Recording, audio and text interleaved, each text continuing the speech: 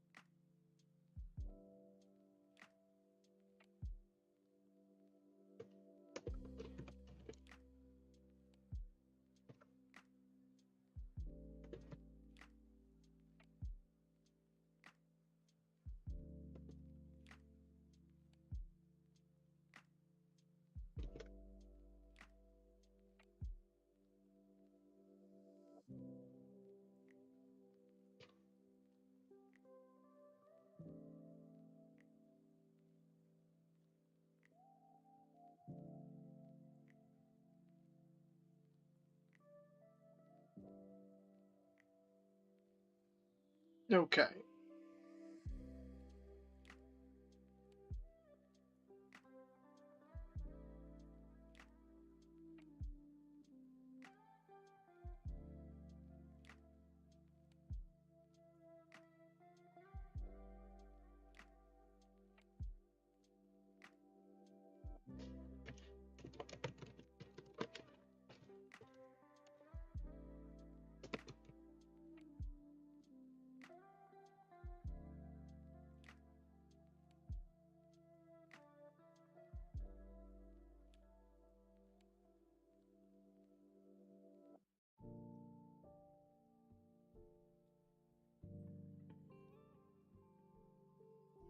Throw my hands up in the air sometimes, say, "Ayo, come on, let's go."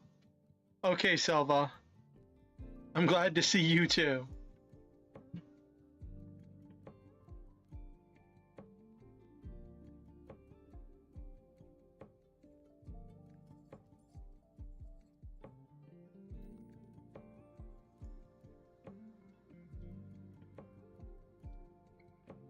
How are you doing today, Selva?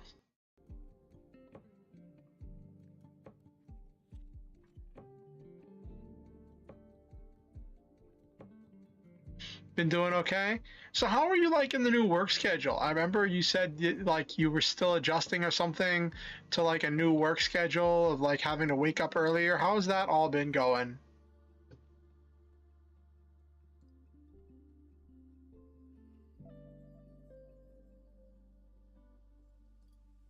Hmm. So I guess my question for you is, did you have a choice in the matter with the schedule change, or was this like something that they decided for you?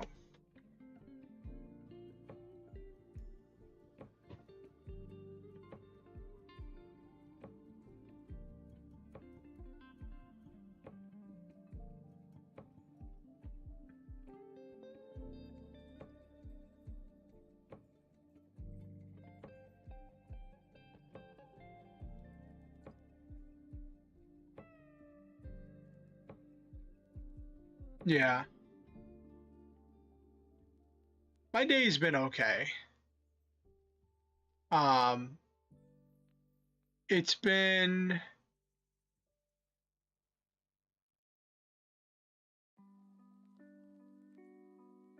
okay. What a wonderful kind of day if we can learn to laugh and play to get along with each other. Is that a copy pasta or is that a line from a song, Okusen? No choice because reports due at 11 a.m. on weekends that have to be done. Oh, it's from Arthur. Yes. That have to be done. The other guy is off on the weekends and the other guy is switching to a different account. Oh. So did this schedule change come with like a pay raise? Does it sound different? Hold on. Wait. Oh no! Hold up.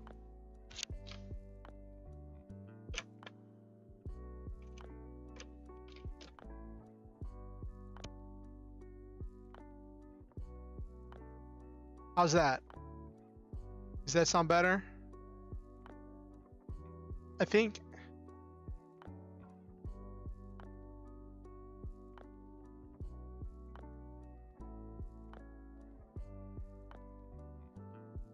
Sorry, I probably should have muted before I did that. I think my computer was using my laptop microphone, my built-in microphone instead of my headset microphone. So it should be good now. Is it back to sounding normal, Okusen? Sounds better? Okay.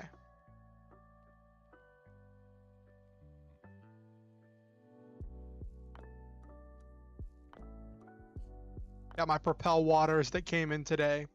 Did you know that the Propel waters have no sugar in them?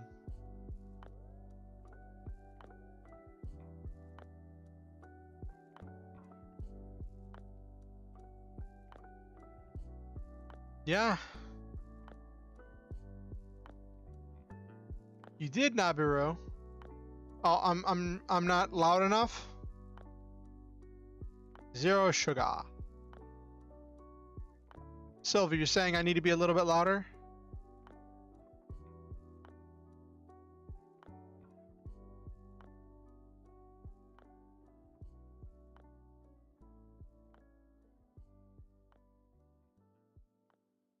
Oh, okay.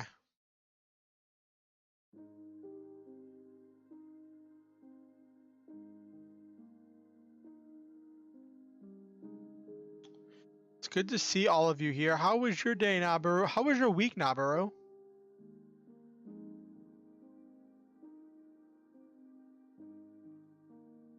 Yeah, so like I was just drinking water for a long time. And like the people I'm staying with are like, "Do you want us to pick you up something?" And I was doing unsweetened teas for a while, zero sugar teas, and I enjoyed that, but the thing is I was drinking that so much. Like I can suck that down so fast. Like I can drink unsweetened tea so quickly. I'm like, I'm not so comfortable with how much tea I'm drinking. Working on 2 idly fun videos in your cringe quiz vid. Oh, did you get any of your stuff done, Nabiru? I know you said you were hoping to get something done this week.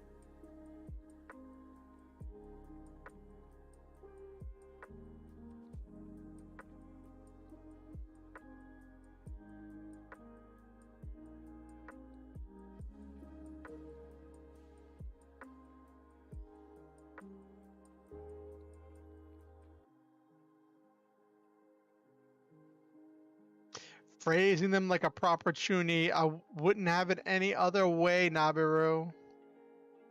Wouldn't have it any other way.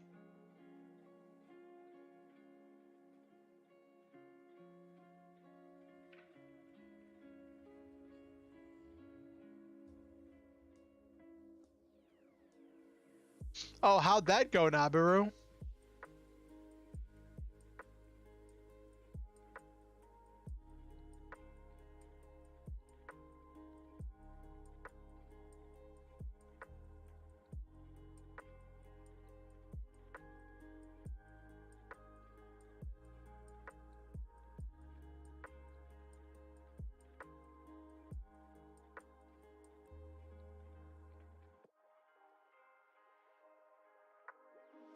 How'd that go, Silva? How'd it go being forced to hear these questions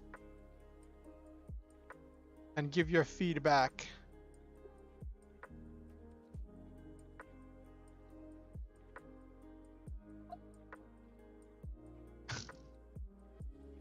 All right, Silva. How did you feel hearing, giving your feedback on those questions that Nabiru was working on? Well, we knew that, Silva. We knew that. Also, Okusen, how was your week? How was work? Seems like you're being a little goofy earlier. I'm curious how your week is going.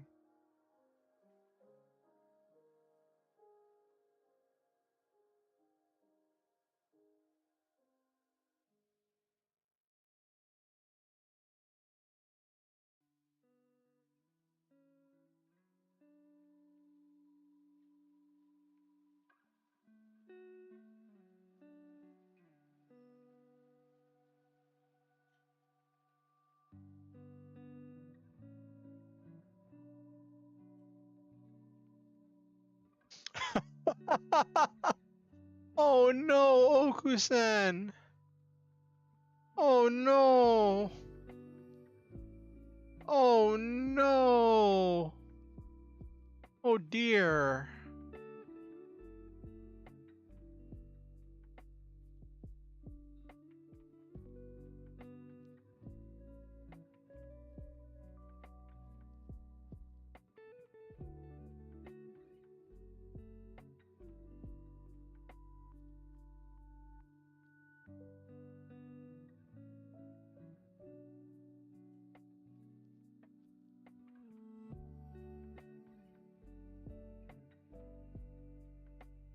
Here's when you should get: beware the cringe, will as sharp as steel, and passion to fuel an endless arsenal. We shall grasp each other's hand to sing a superb song of victory. Is that a Symphogear reference?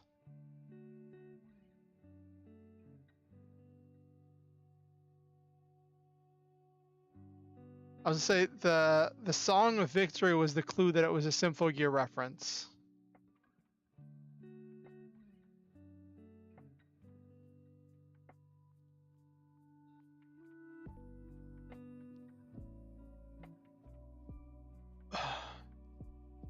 Okusan, I'm really sorry that you're running on so little sleep and that the stuff you're taking to get to sleep isn't helping you. I'm really sorry that you're dealing with that right now. That's another name for the songs, swan songs? Okay.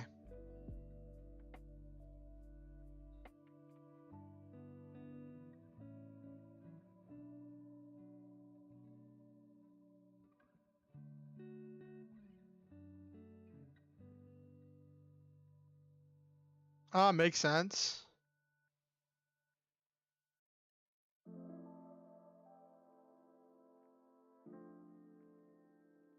Makes sense, Nabiru.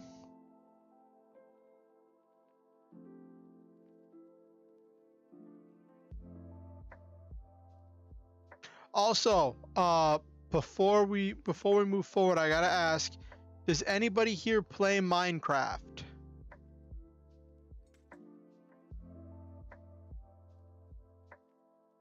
Okay. Alright, Okusen. Have you done the mob vote? Because they're doing the mob vote. They're doing the mob vote differently this year. So, what they do for the mob vote is when they have a major update, they'll suggest 3 mobs. Mobs are like creatures. And then the viewers get to vote on which mob gets put in the next update. Normally, what happens is the mob vote happens during Minecraft Live, and then they'll have like multiple stages and they'll have elimination rounds and stuff for the mob vote. But this year, they're doing one single mob vote instead of doing multiple stages, and the mob vote ends right when Minecraft Live begins. So you have to vote now. Voting opened earlier today and runs till sometime tomorrow. So if you're going to do the mob vote, make sure to get that done tonight. I of course had to vote for the tough golem, because we need more golems in Minecraft, and also I think it adds a lot of decoration opportunities.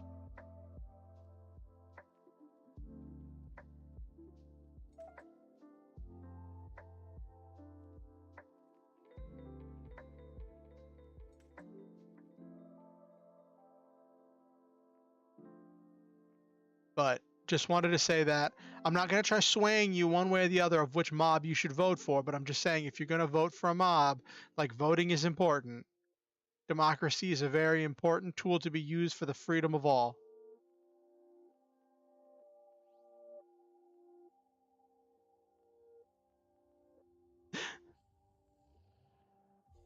You say your favorite Minecraft YouTuber makes their own mobs, Nabiru. Who's that?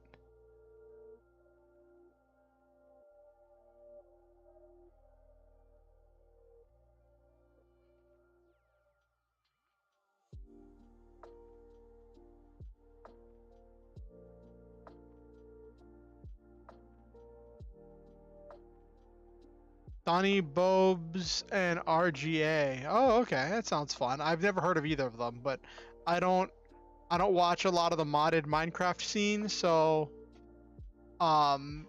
which is funny because I used to be really into Minecraft mods.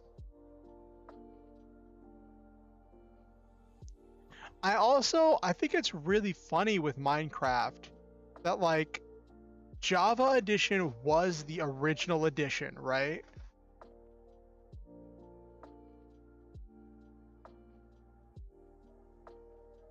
Oh, that's funny, Nabaru. But I find it funny that like Java edition Minecraft was the original edition of Minecraft, right?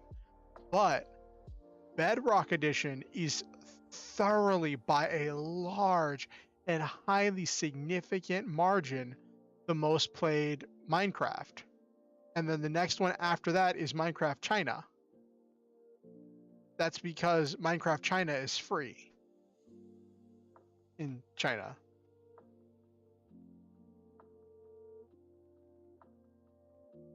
Also, China has a huge population.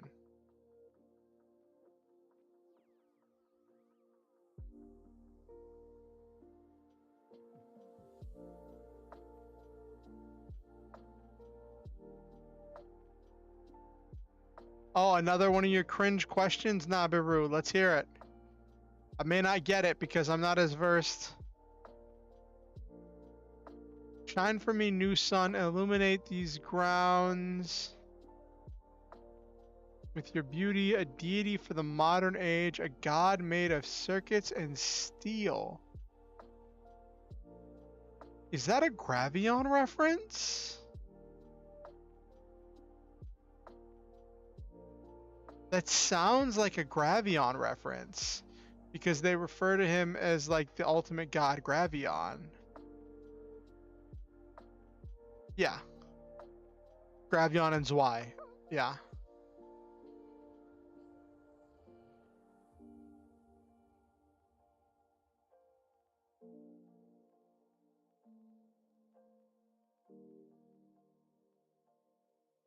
Yeah, if Gravion didn't have so many yabai things, I would totally be down for watching Gravion on our anime night.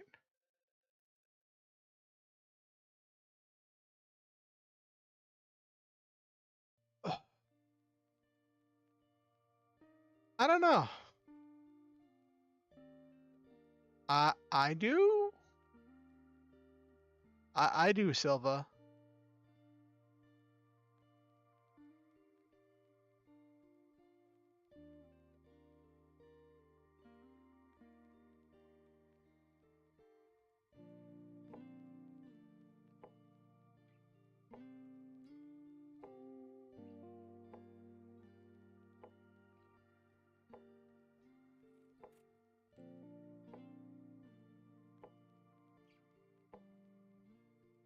So what's everyone's plans for the weekend? Anybody got any crazy stuff they're planning to do this weekend?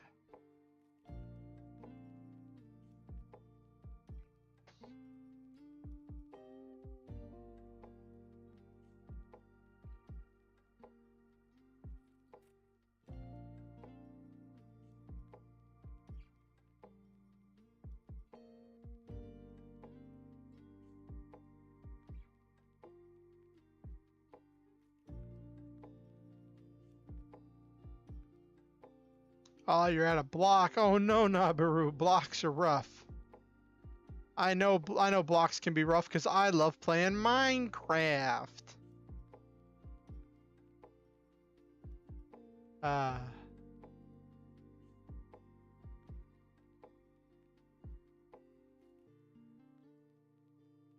It's funny. So there's a game jam going on right now that if I was more versed in RPG Maker, I would totally be making a game for the game jam. But like I don't have the skill set to build a game in time.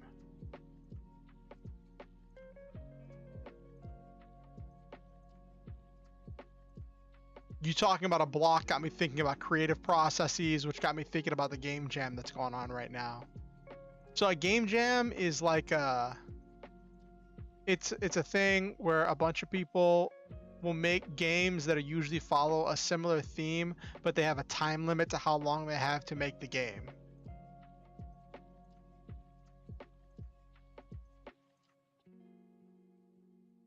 But I think that this game jam had like a limited number of participants, but I'd still be making something just for the fun of it. Yeah, a wandering mind certainly can do that. And I most definitely have a wandering mind, Nabaru.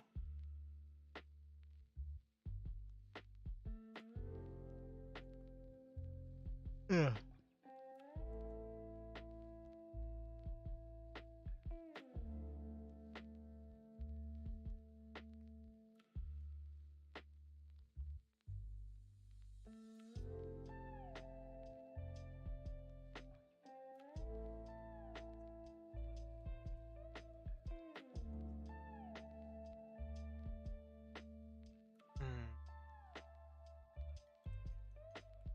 Yeah, this week's been interesting for me. Like I had a really good therapy appointment with my therapist. And I've been really outlining and researching a bunch of stuff and feel like I'm going through this really rough part because like so in my story, right? In the novel that I'm working on,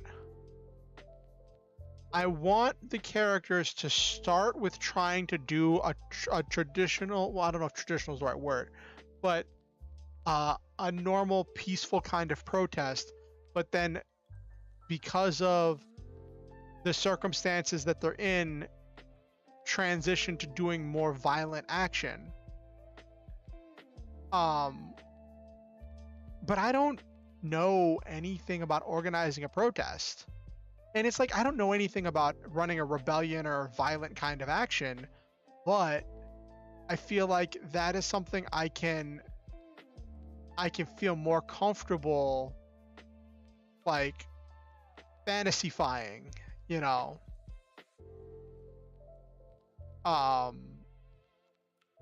But yeah, and so it's been researching a little bits about like what it takes to organize a protest and understanding bits and pieces, but also knowing where I can fudge it and where it's better if I just don't describe it because I don't know what I'm describing. And just let the plot do what I need the plot to do without going into extreme detail because I do not have the experience and I'm just going to make myself look like a goofball.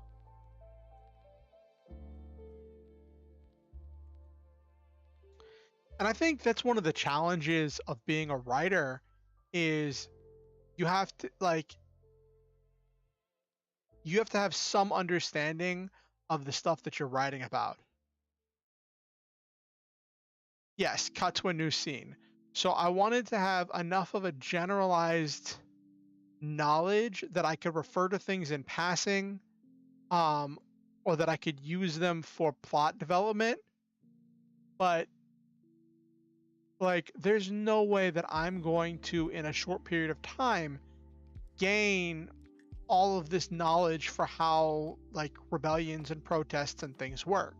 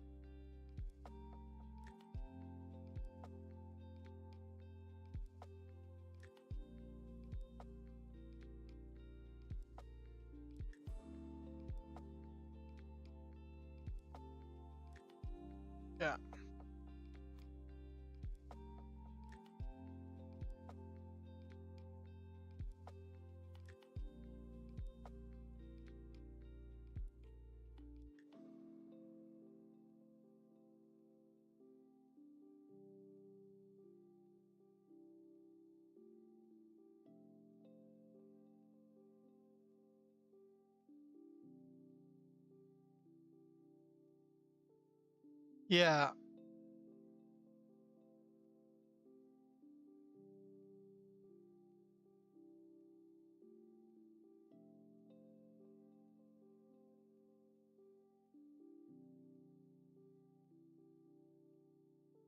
Anyway, but conversely, right, where I felt kind of lost when working on my novel, when it comes to working on my game, like I found tutorials that laid out specifically what I need to do, what needs to happen, what things need to be executed, like what steps I need to follow, and that's been really helpful.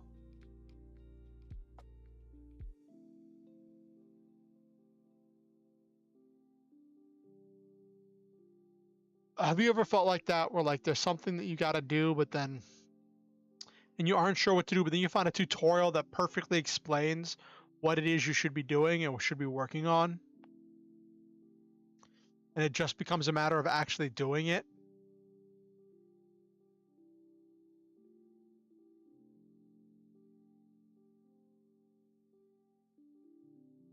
Ugh.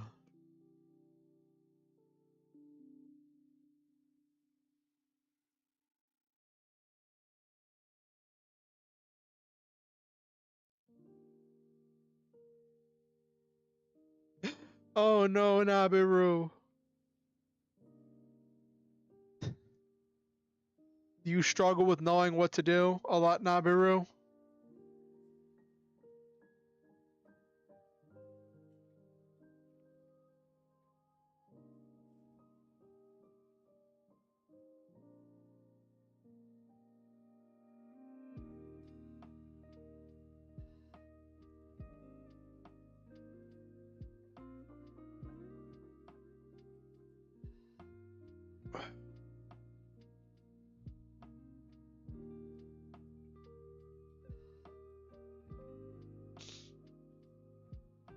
Oh yeah, Silva, did you ever find out what the status was um on your graphics card? I was wondering, because before the hurricane, you'd said that was, for some reason, it still was set it to expect it at a reasonable amount of time, and I was just curious. Did they ever tell you, yeah, we're getting delayed?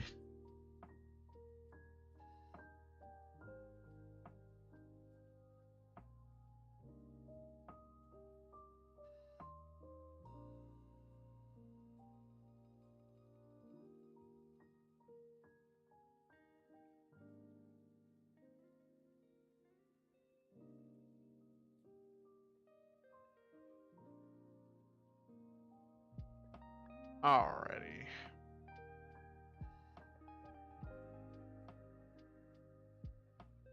So, like the description says, today we're gonna be working on fleshing out more of the game. I'm gonna show you how I have the entire framework of the game built. It's just a matter of actually filling out the game and filling in all of the secondary maps and all the enemies, putting together the combat and all that stuff. We might do a playthrough of the game just so I can show you all of the pieces. Because technically right now there is a beginning, middle, and end, but it's not a very, like, the beginning is kind of fleshed out, but then you get to the middle and it's kind of like bleh. That makes sense?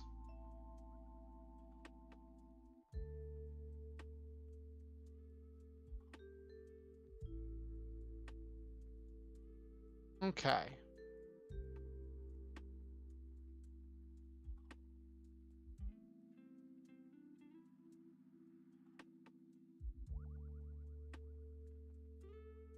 So I redid the world map a little bit because I wanted getting the boat to actually have weight, to have narrative weight, because it felt like when you get the boat, there's this decision of like where to go, but then if you could just walk over to this other island, over to this other area, then there was no point in getting the boat, and there's no way the player knows that's supposed to be their next stop.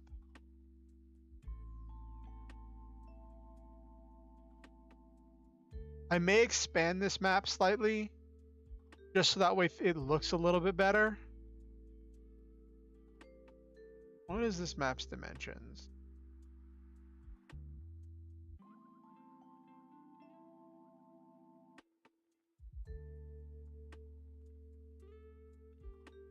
But I could, if I move this.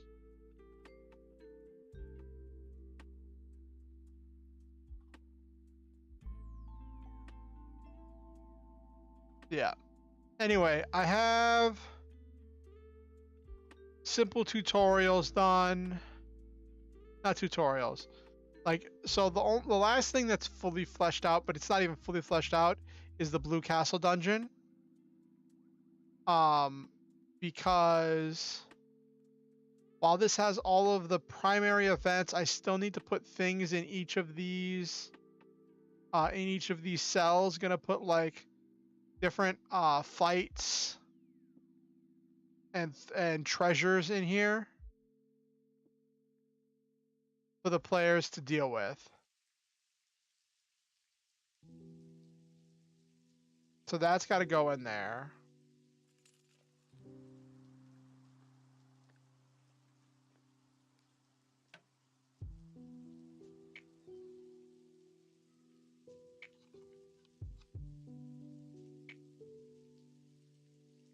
Also, I have to put somebody in the farmhouse because having the farmhouse just be empty is kind of weird. I actually really like how this came together.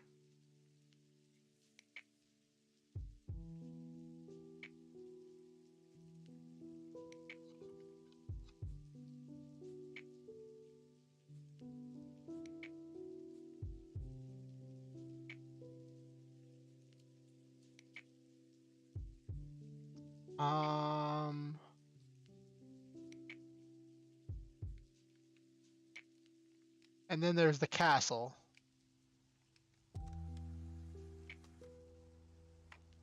Which still needs to be laid out for the second floor.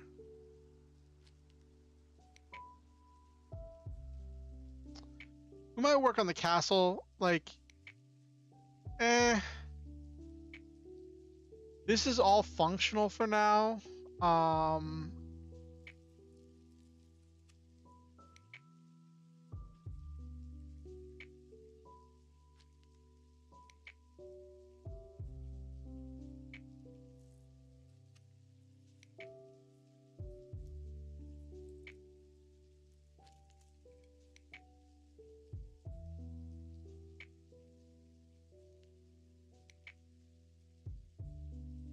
Could work on this Red Castle town.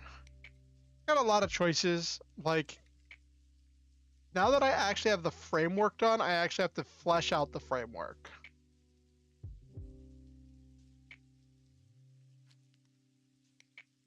Like, this definitely needs to get redone. But the thing is, I'm debating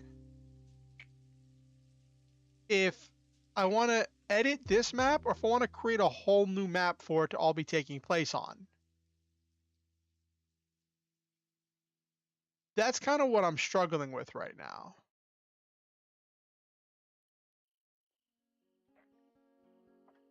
Like, this is just a filler map.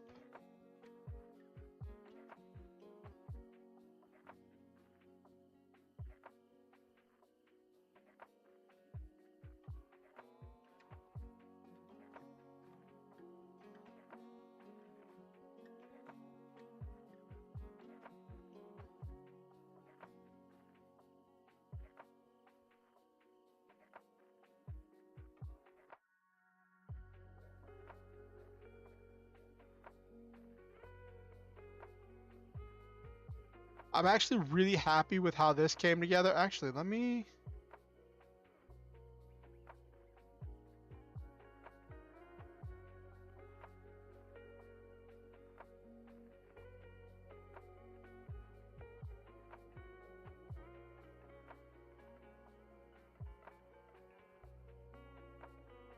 Let me add some sound here because I forgot when I was testing this, it was just oddly quiet.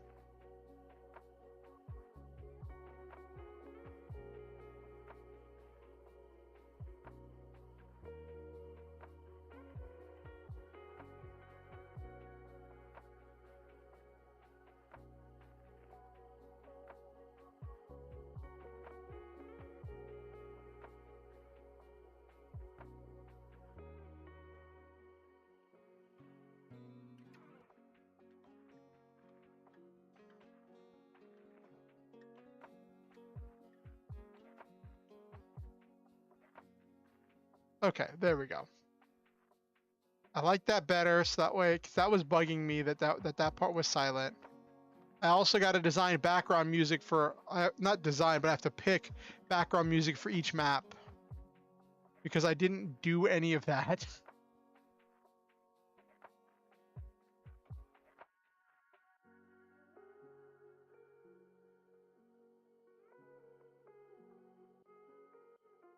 Okay.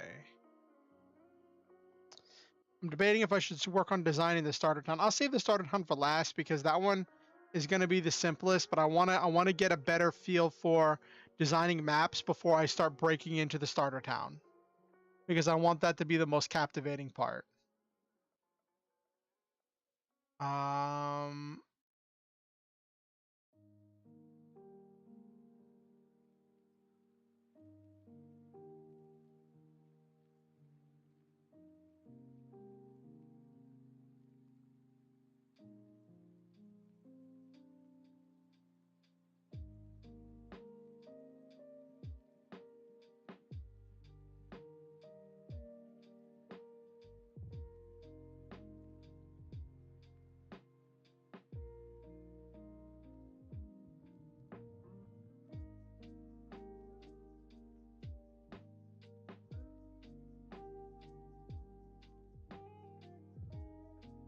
Okay, let's.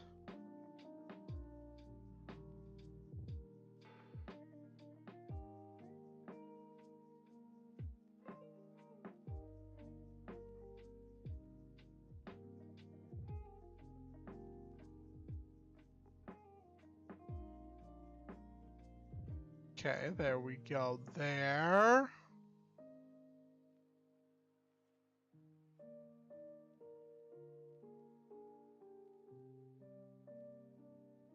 Oh yeah, and I still need to design the exit here.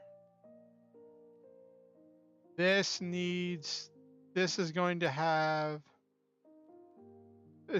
some consequences. I'm gonna redesign this back corner as well. Let's think about how I wanted to redesign that back corner.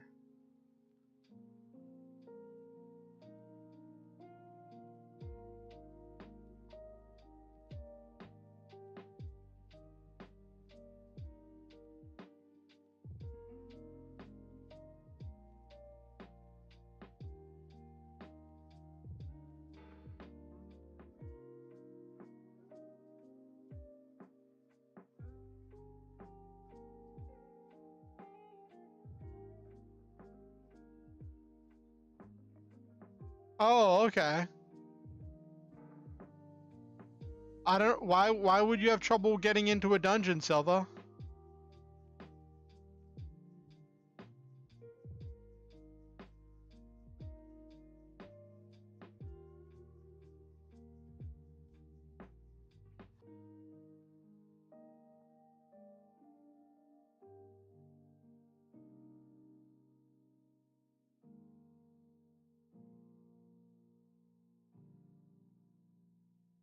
In scenario dungeon on top of a hard mode on top of being a DPS.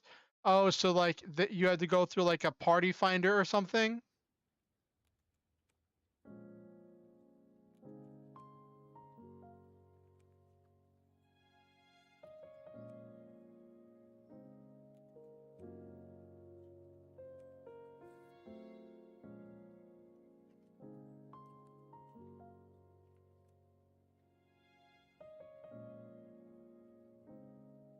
Oh, okay.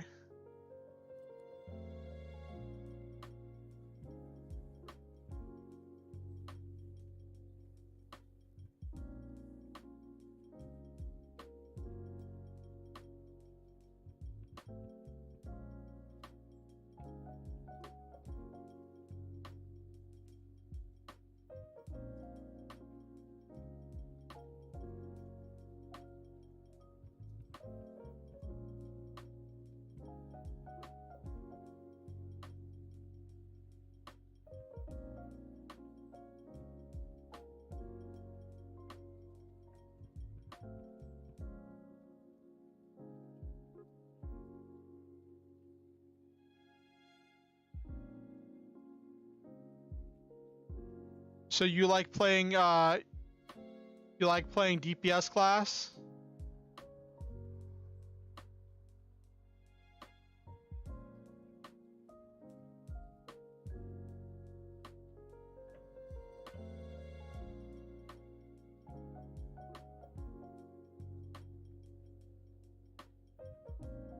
What do you like about him?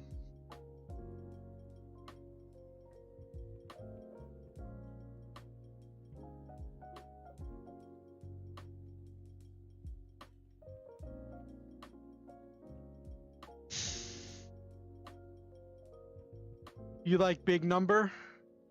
Big number go up?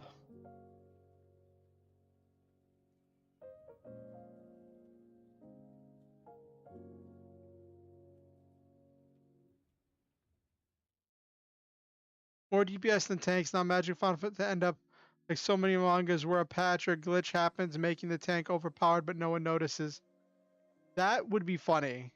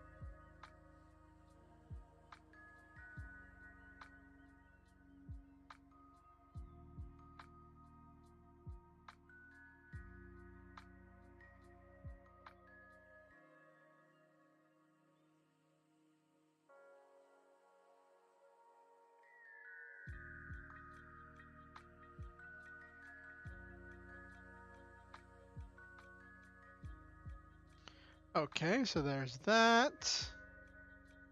Let me hop over here.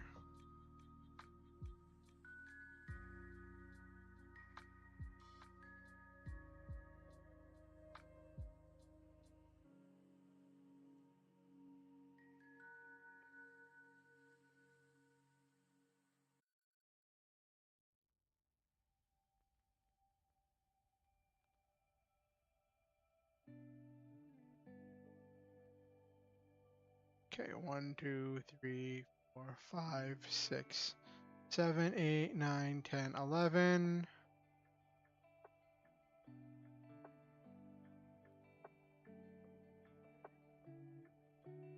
Ooh, ooh, ooh, ooh, ooh, ooh. Wrong button. There we go. 1, 2, 3, 4.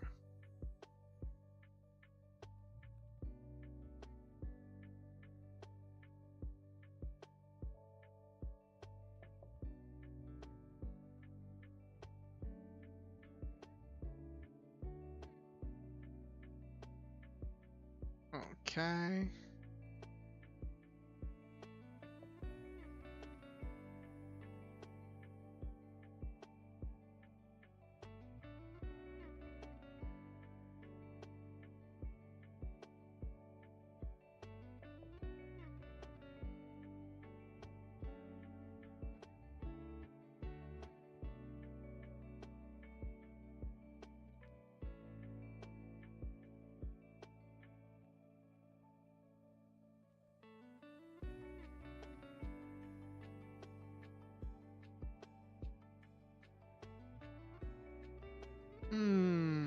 Now I could put.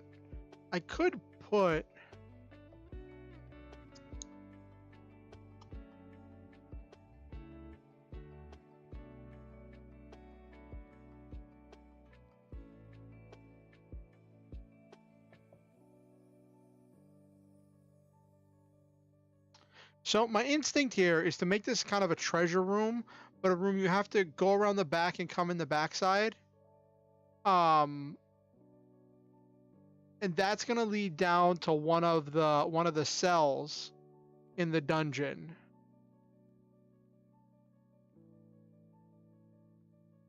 That's gonna lead down to here.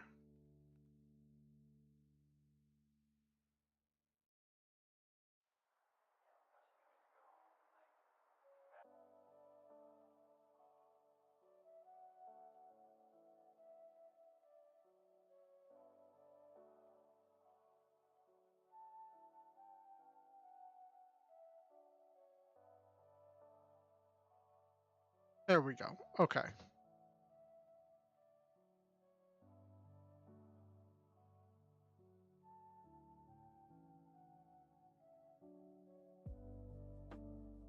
So,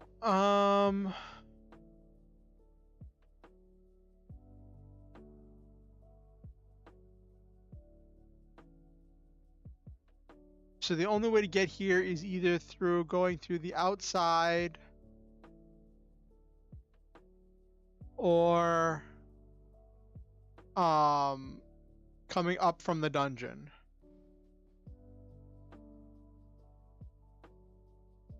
It doesn't make sense from a why would a building like this be like this in the castle sense, unless this is like some kind of a closet or storeroom thing, but it does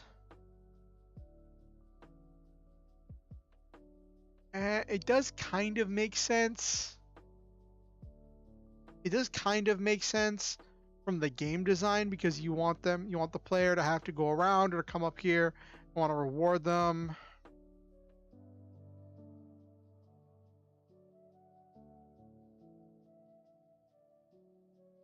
But what I would rather do,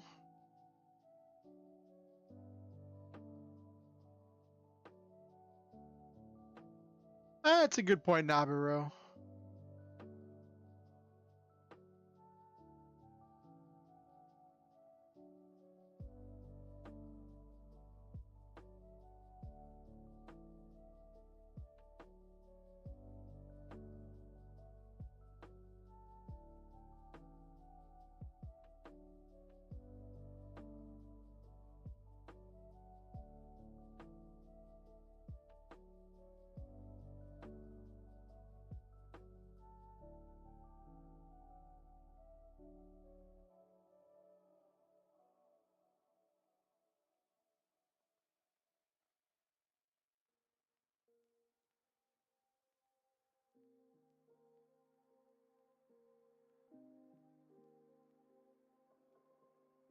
No, not transfer player.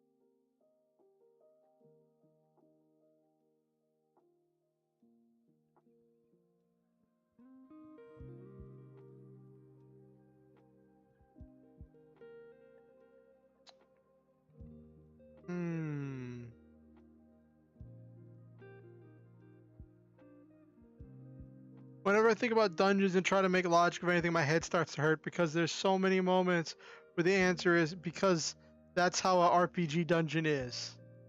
Except my dungeon actually has a dungeon purpose.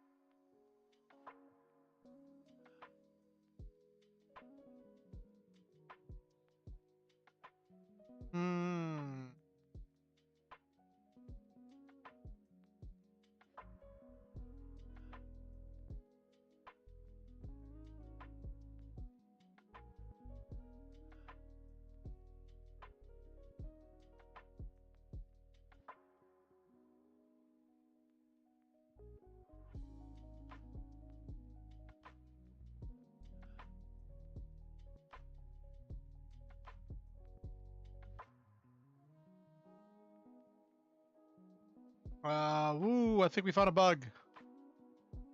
I think we did find a bug. Hold up. This is if Jimothy is off.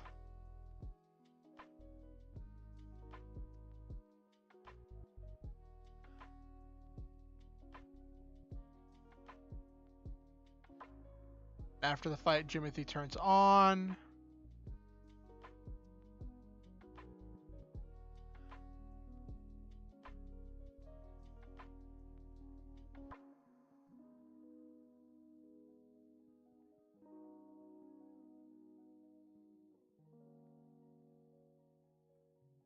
Okay, no, he disappears when Jimothy turns off. But this is not set to turn self-switch.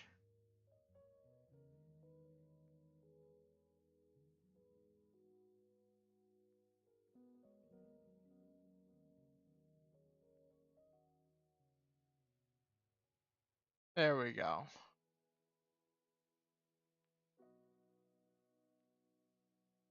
There we go. That should do it.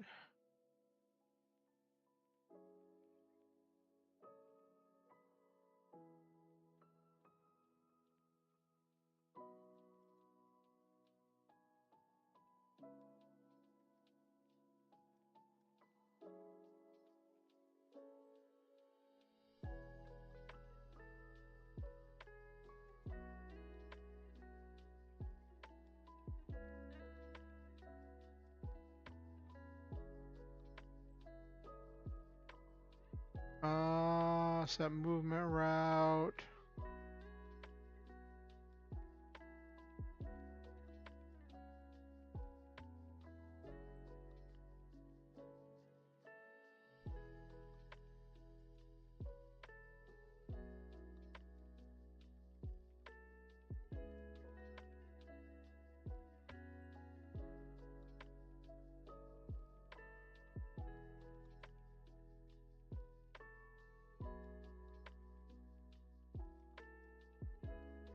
There we go.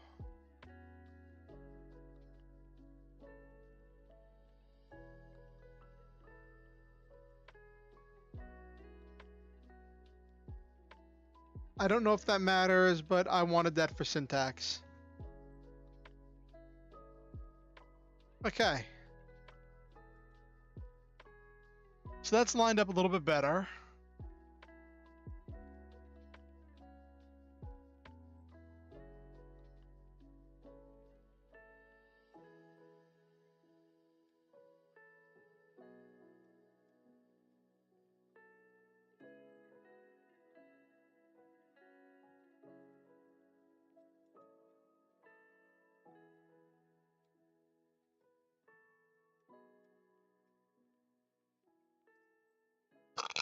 Uh,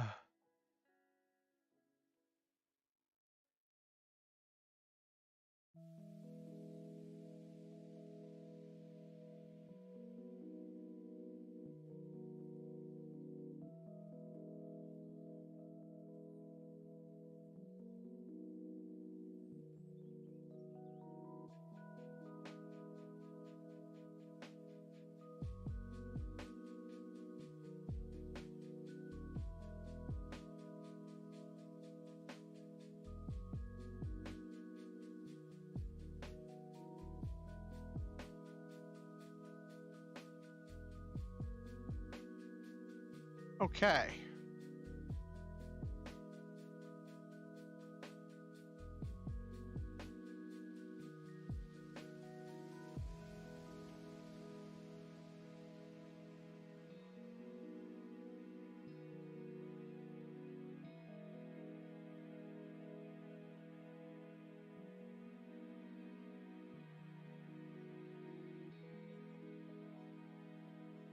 Okay.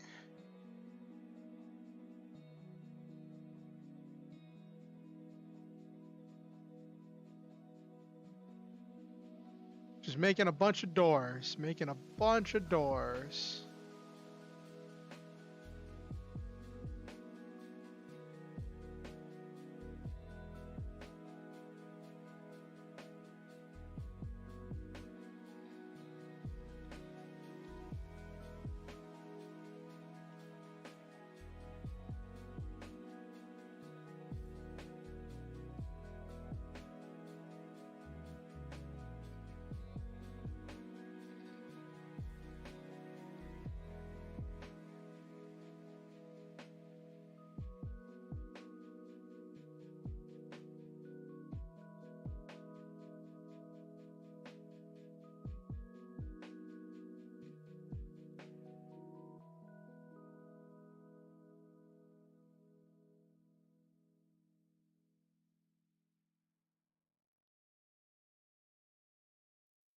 Okay, so now I've got all those maps connected.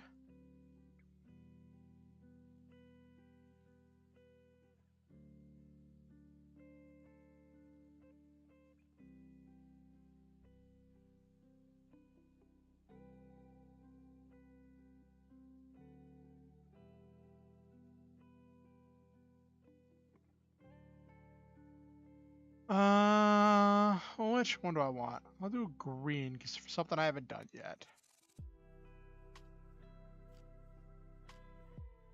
What item do I want in here?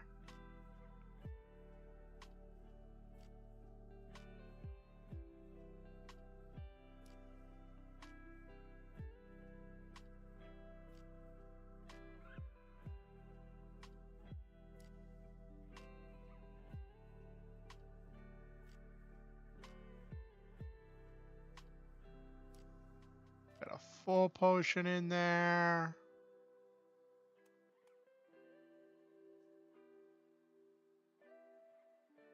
I'll put random battles in each one of these.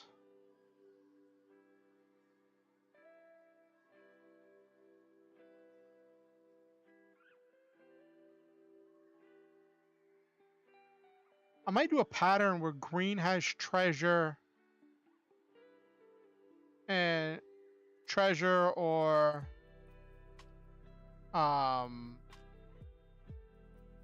recovery.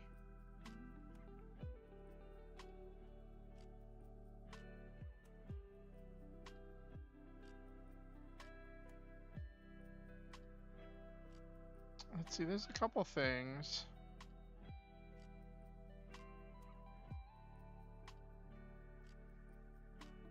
Ooh, I could put it in.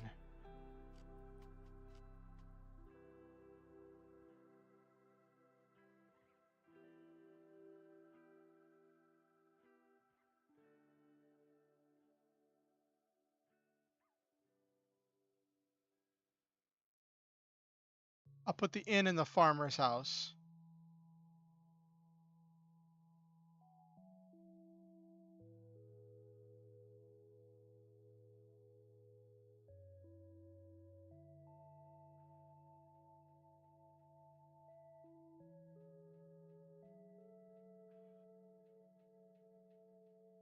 $20 gold.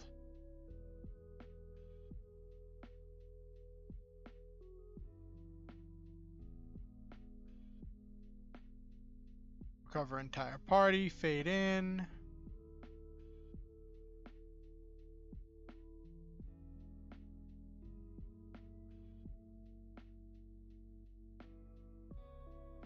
Okay.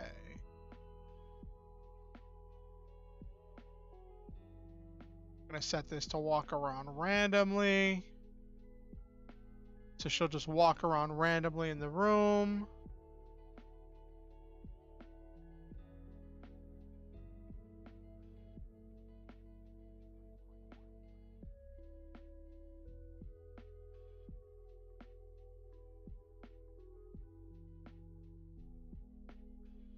Okay.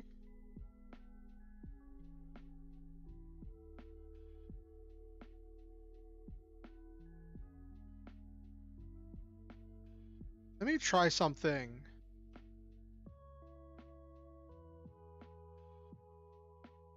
I want to try something. I want to try setting something up a little differently. Give me a second.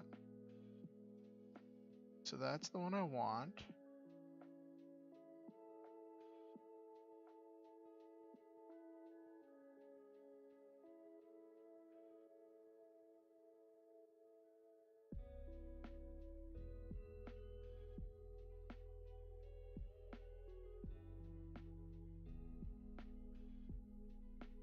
No.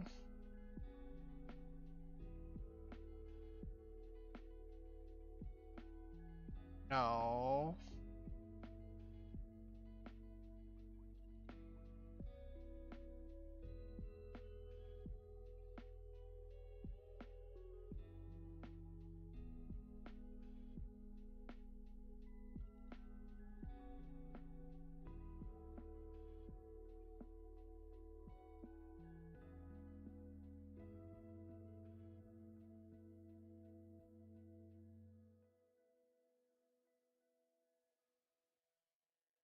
Wish that was a little smaller.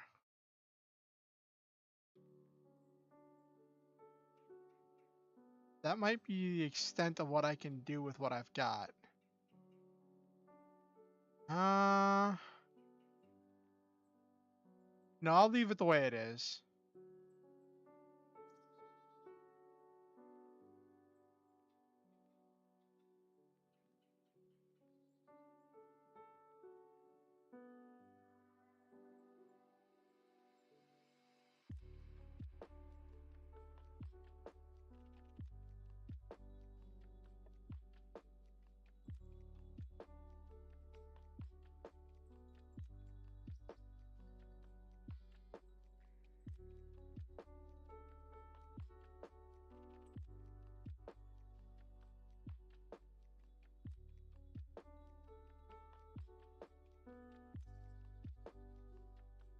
Actually, let me change up some of this text.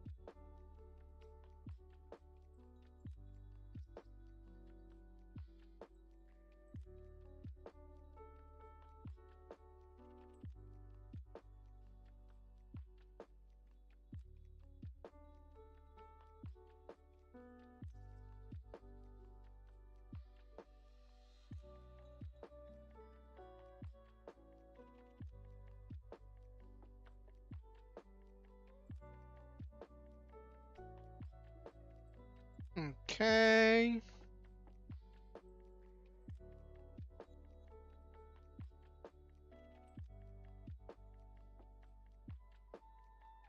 It's actually really cool that... Oh, okay.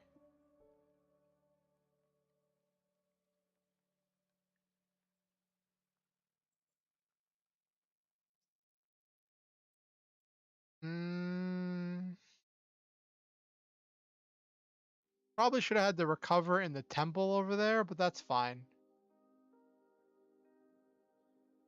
Okay.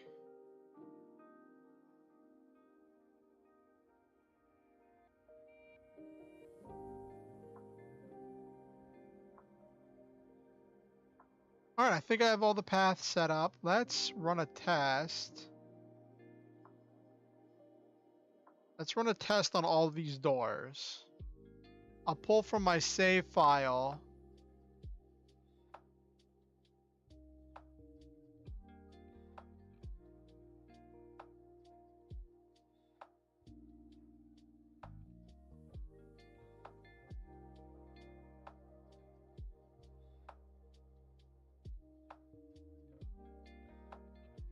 Let's test all these doors.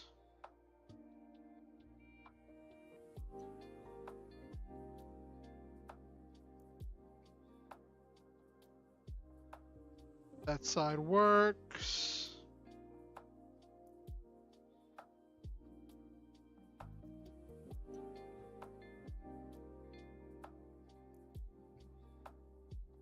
Oh yeah, I was gonna have this guy disappear.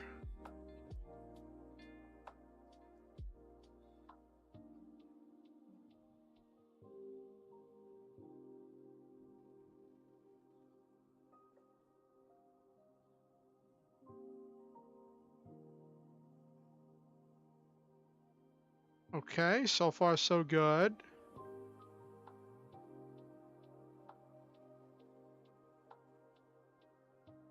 I realize it's probably overkill to be testing such simple events. All right.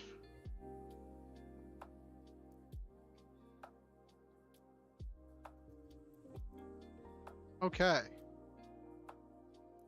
Let me see. Okay, so my characters are level 6 and level 7. Okay. Actually, let me go.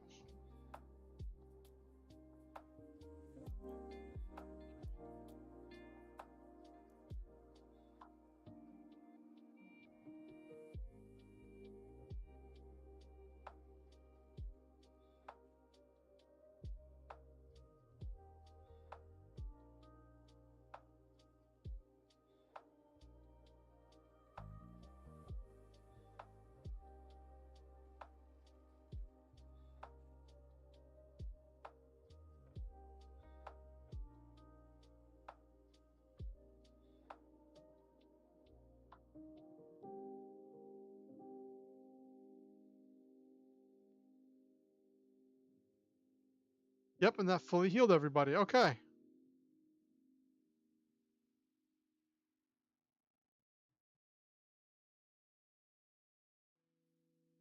Okay. And that took the 20 gold. Okay.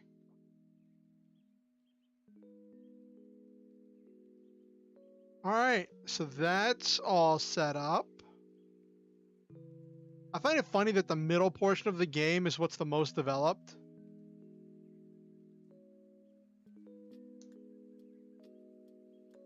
All right. So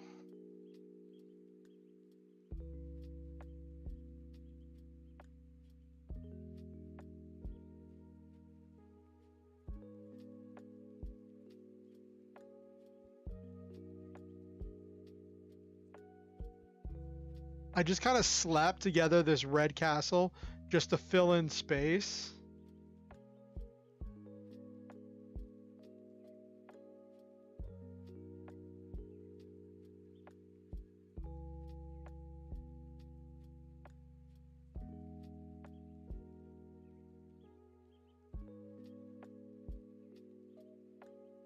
Let's build another house. Want to keep everything the same scale. Oh, thank you, Nabaru.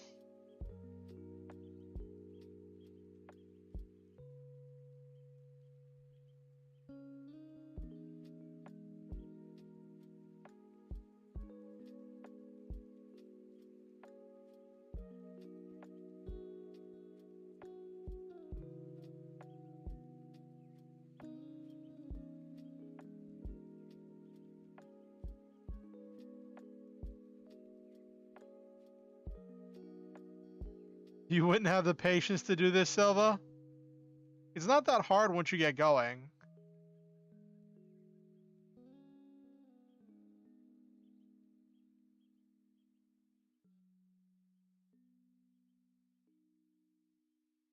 No, that is not the button I wanted. There's the button I wanted.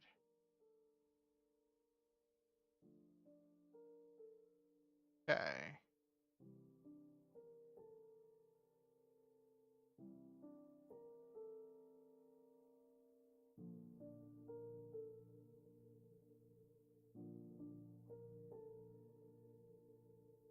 I mean, how is this so much different, Silva, from when you're painting your model kits? Like, it's a very, I would say it's a very similar skill set. It takes patience and like effort.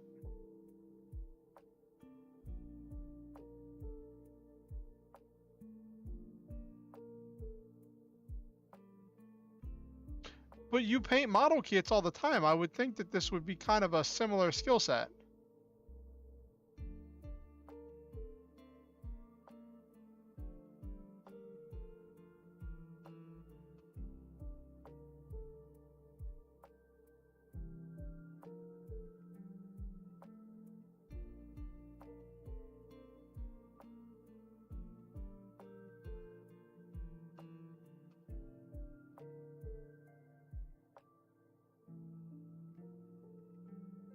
I guess that makes sense.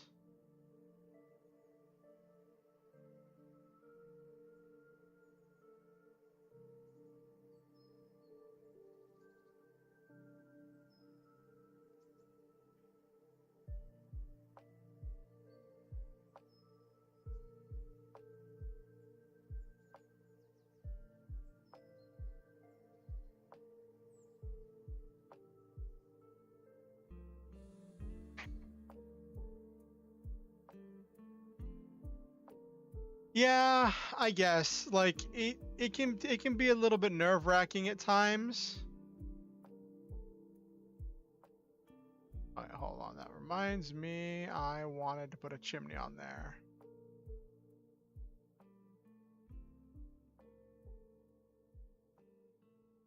Oh yeah, Blue Castle Town.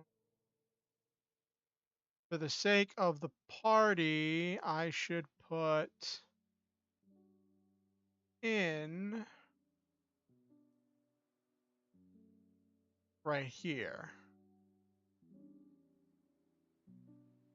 So that way the players know, no, I don't like it there. There we go. So the party knows they can go in here and get some rest. I knew there was an inn sign.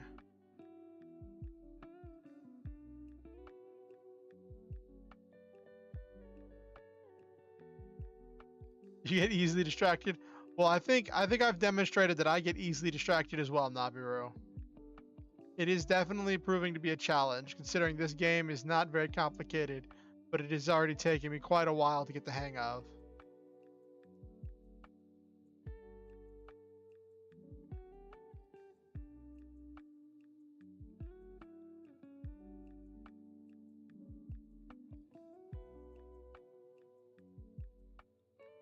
Gonna have an industrial strength chimney there.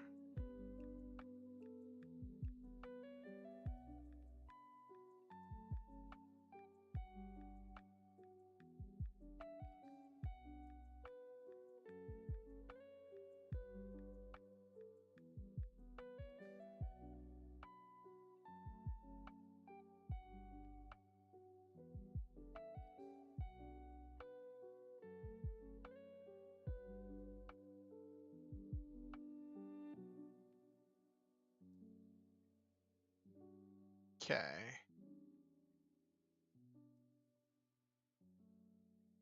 And in the middle.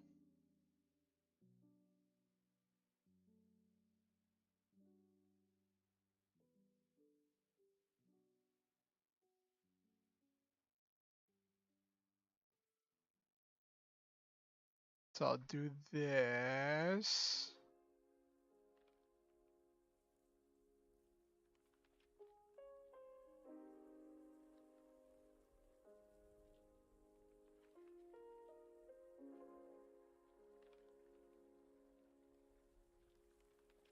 Ugh. Why is this 4 wide? Okay, this one's 2 wide. I could have swore there was a statue that was 3 wide.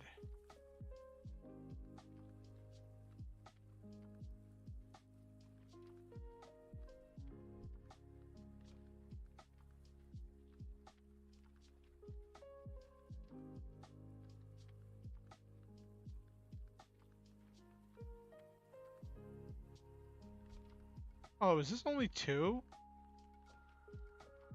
Oh, there's only 2. Okay.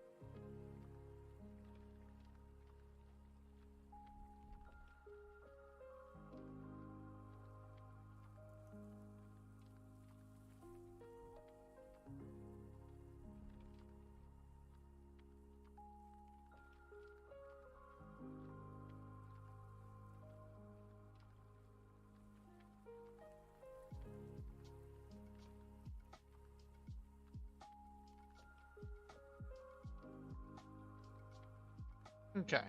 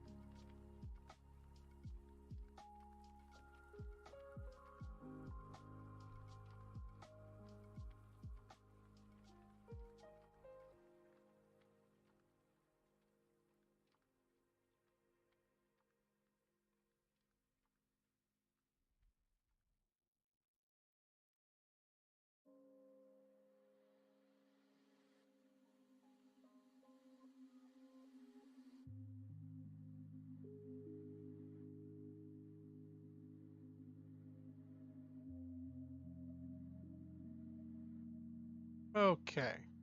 I'm putting together kind of like a demon park thing.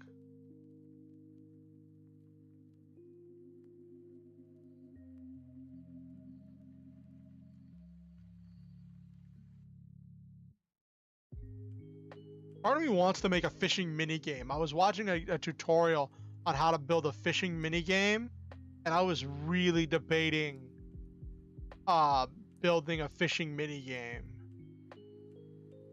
because it is not that hard.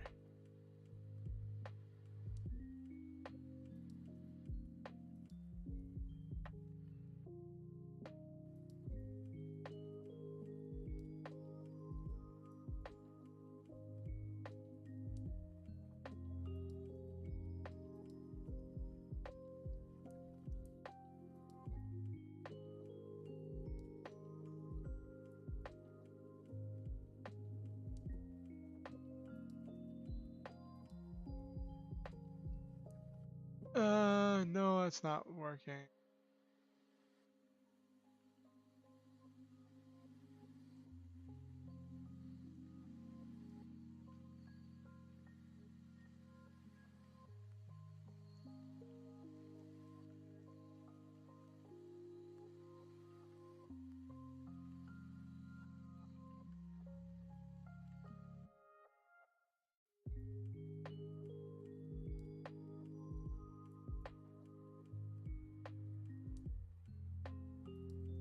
Mm,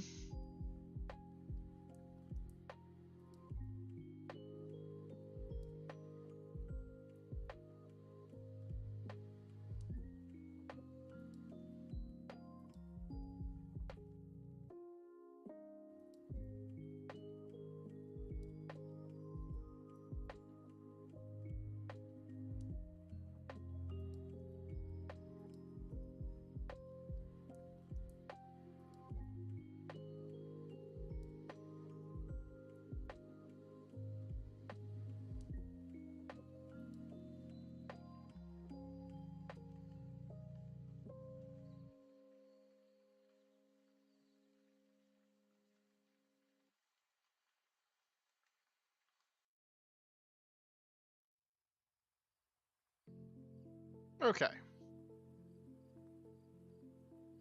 So I made a little demon park, little dragon park, a tribute to the Demon King.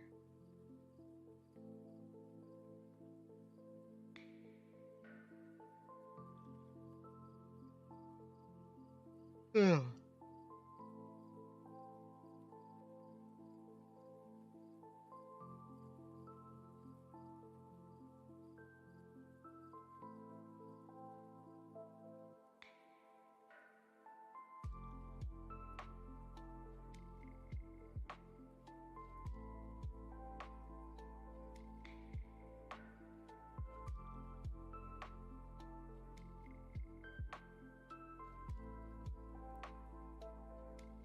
All right, let's expand this red castle inside.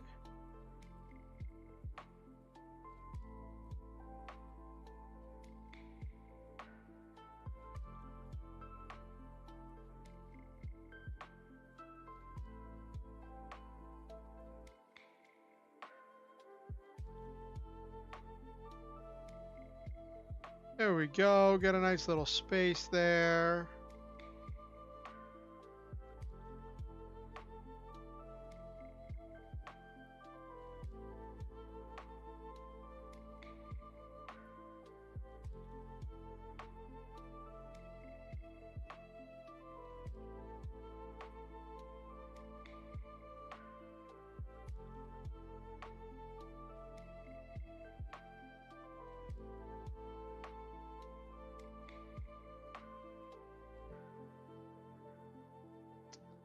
Let me try something.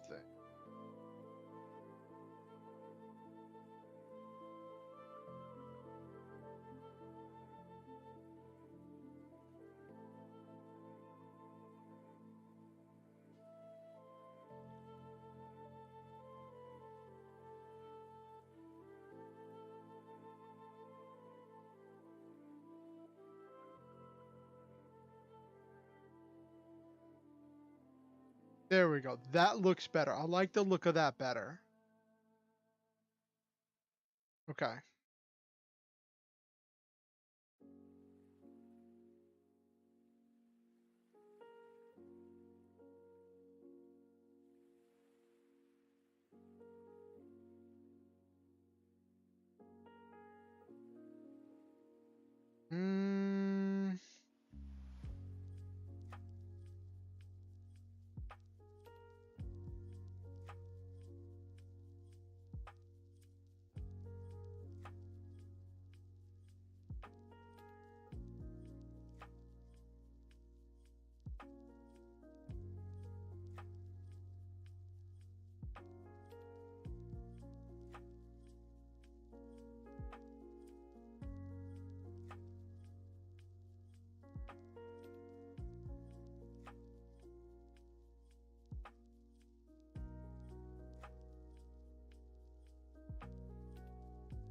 Mm, that's an interesting loadout. Okay.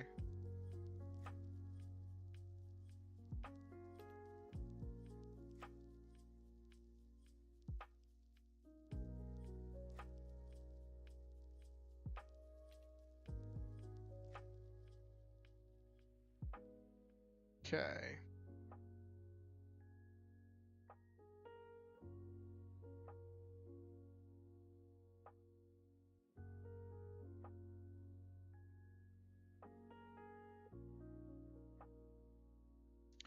It's not going to have very much space. It's going to be a single story. It's going to be a very simple dungeon.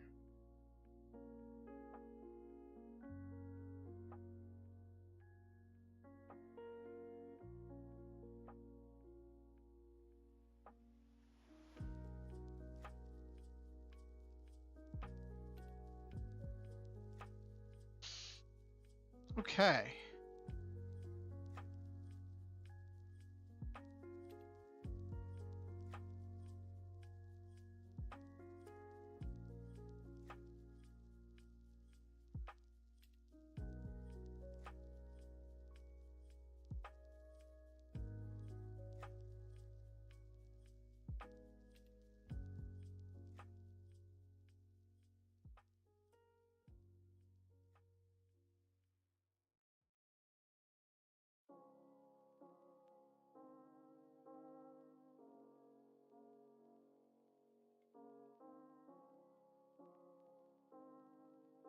Yeah, this one's going to be one of the ones where it's technically bigger on the outside than it is on the inside.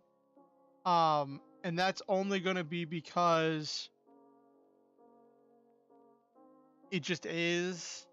And I'm not making that huge of a castle inside. I'm not cleaving through all of that because I had so much space I had to fill.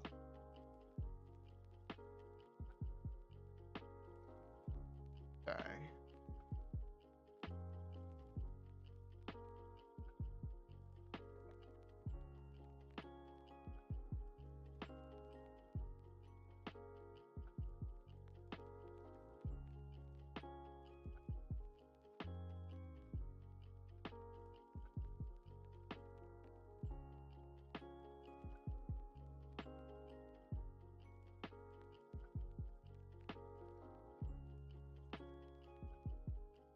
Okay.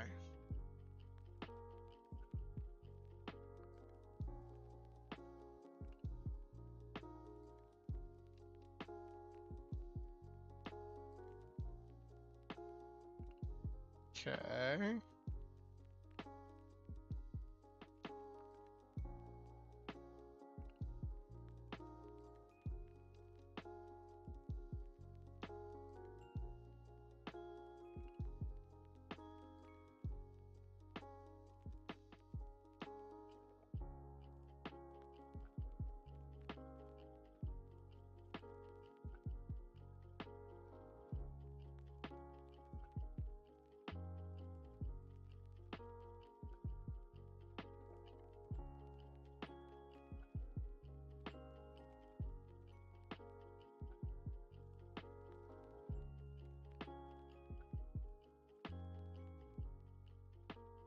Yeah, I'm definitely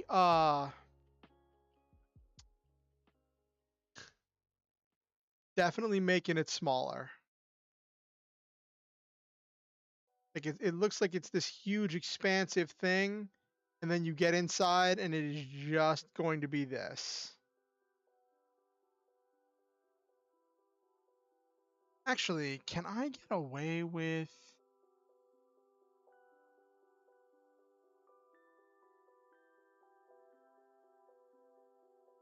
making it a little bit bigger?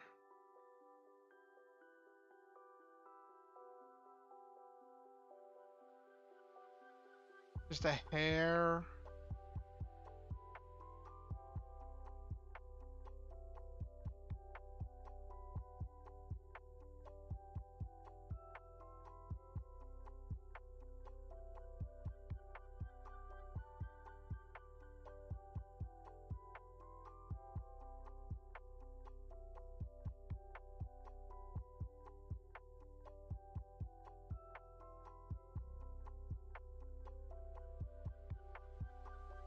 But you want this wider. Oh no, this isn't right. You do want it wider, but I don't want it that long, so we're gonna make the height 35. There we go. So we maintain the same proportions. Okay.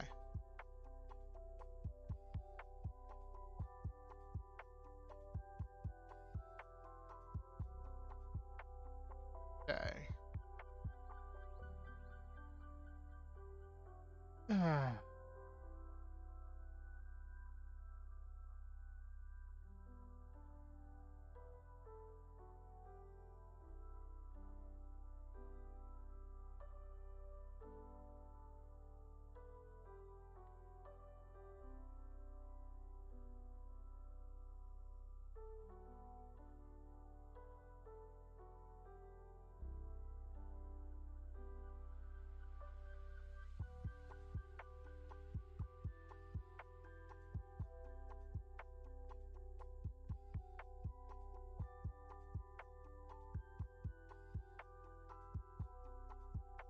Okay.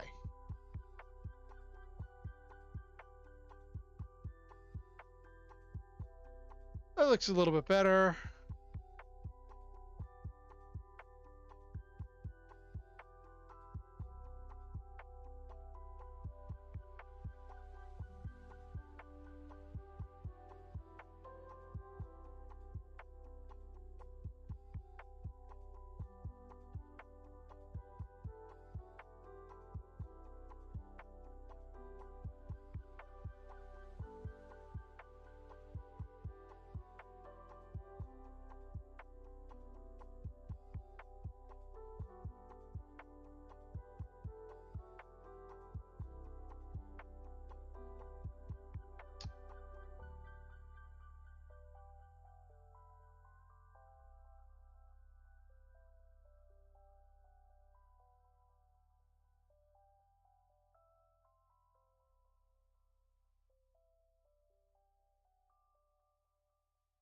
I could.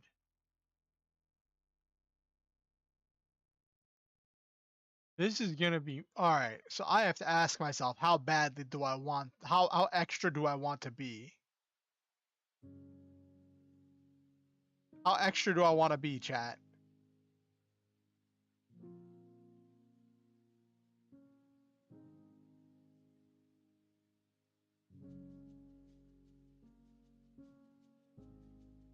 As extra as possible? All right.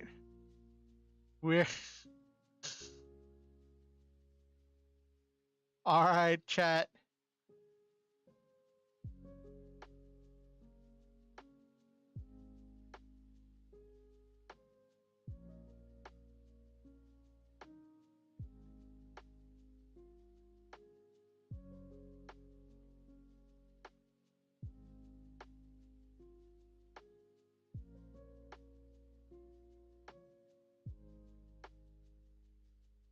So what I'm doing is I'm making 6 individual events that when oh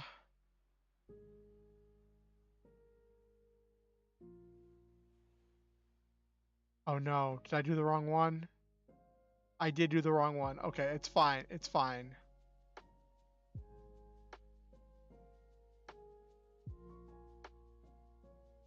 So I'm going to have this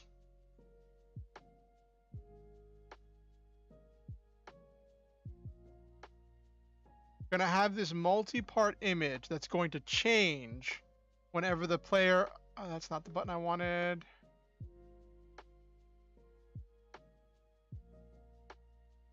That's going to change when the player acquires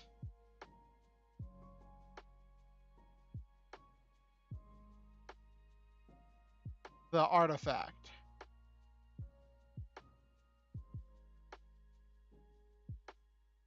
Okay.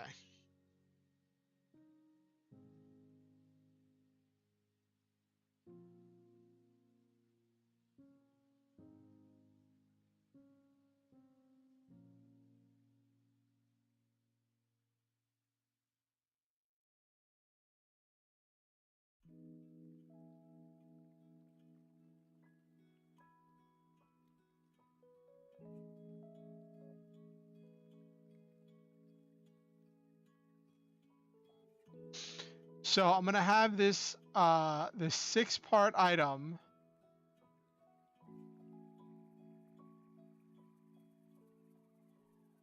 that is gonna change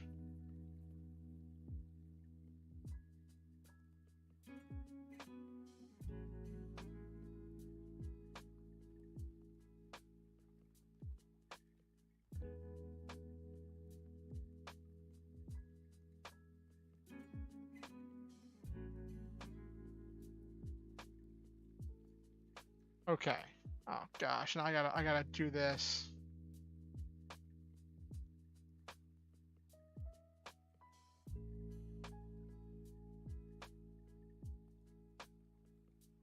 Same as characters priority. So that way the players can't walk over it.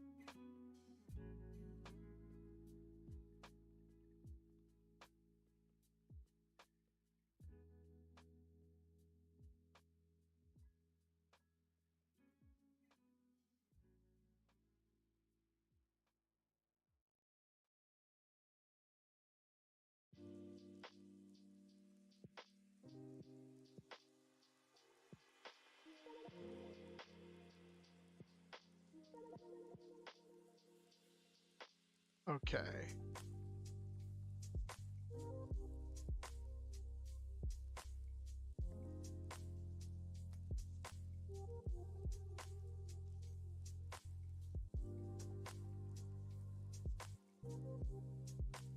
I don't even know if this is gonna work. I've never tried this with a multi-part thing before.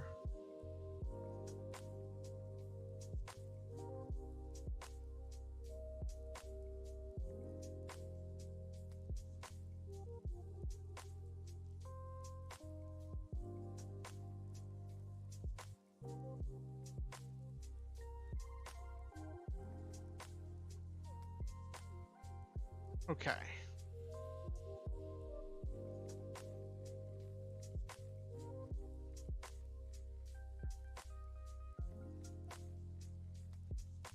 Okay.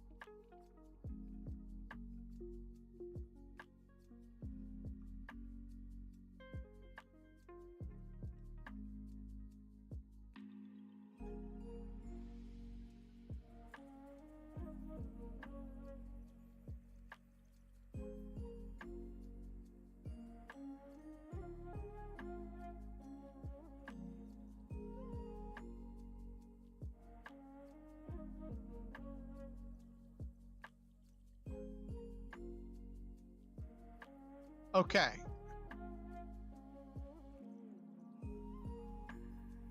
Let's run a test on this.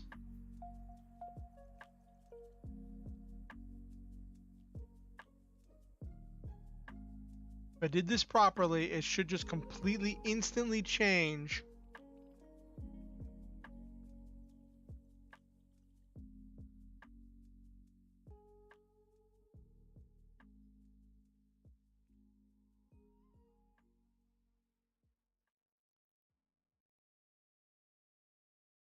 Let me see what this looks like over here. And can I walk on this? That's what I wanted to verify. Yes, I can. Okay. Every time I see that water, it makes me want to put in a fishing mini game. I know how to do it. I've never done it, but I know how to do it. So we go over here.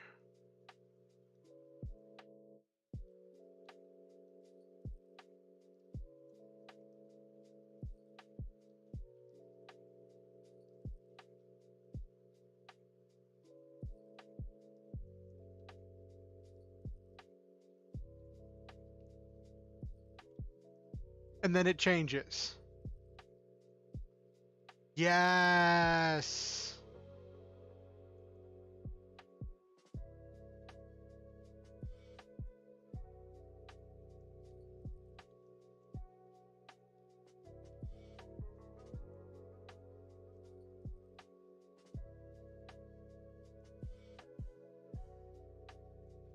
Okay.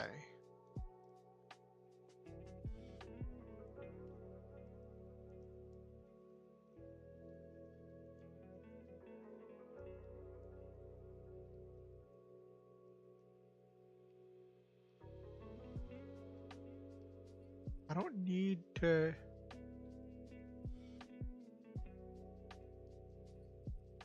This doesn't need a self switch.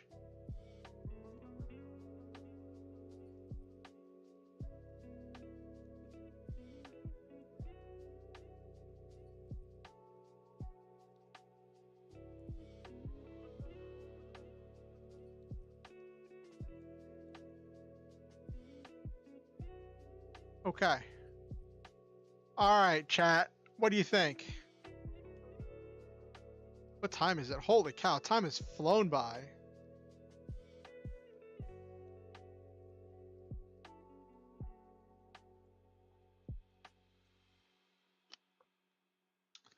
We got one map cleaned up.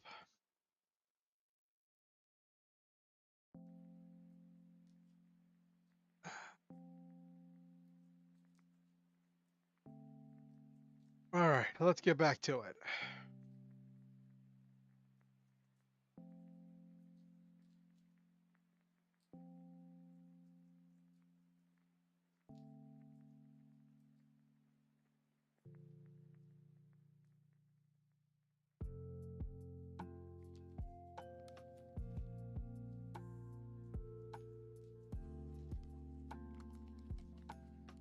Yeah, pretty much.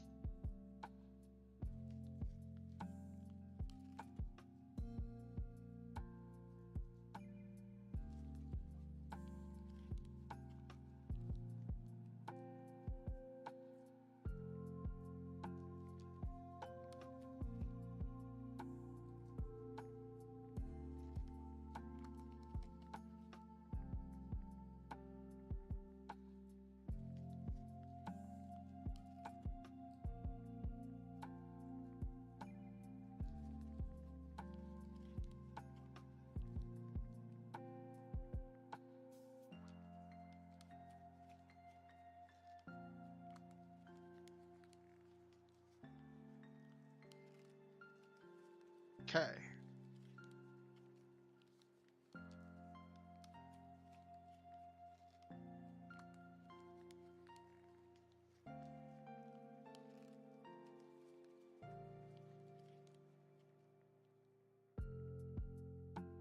Red to be my theme. What can I do here?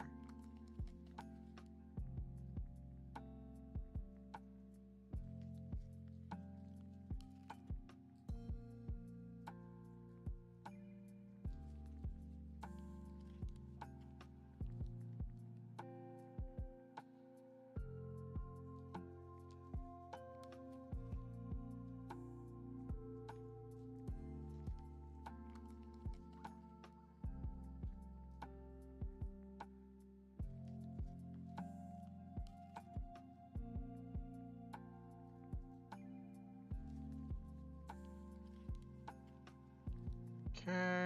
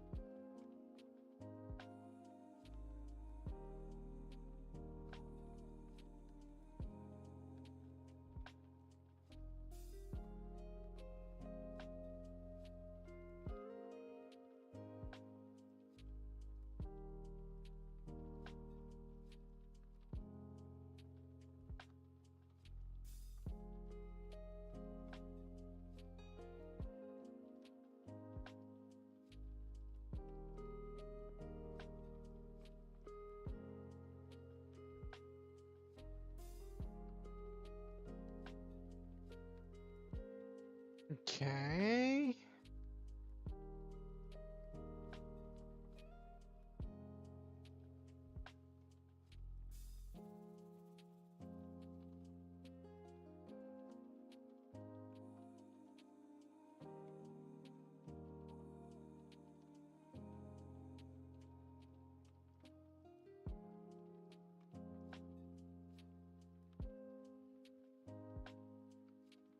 Do I have windows in here that I can put back there?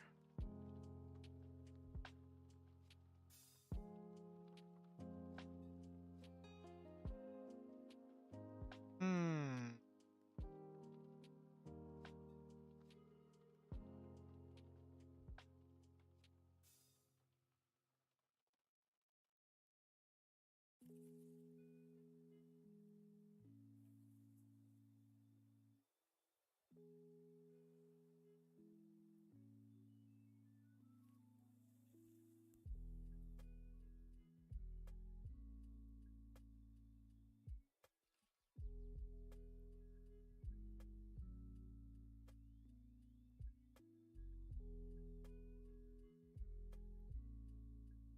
I'll find a way to use those.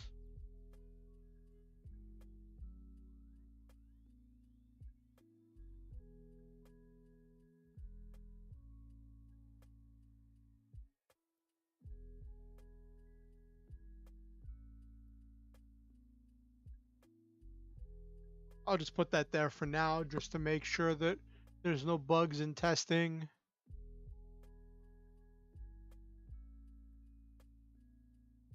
Ah.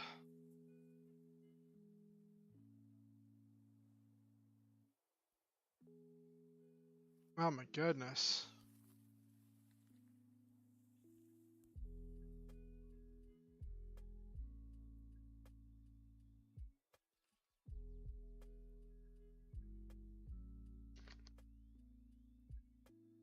All right, let's work on this maze.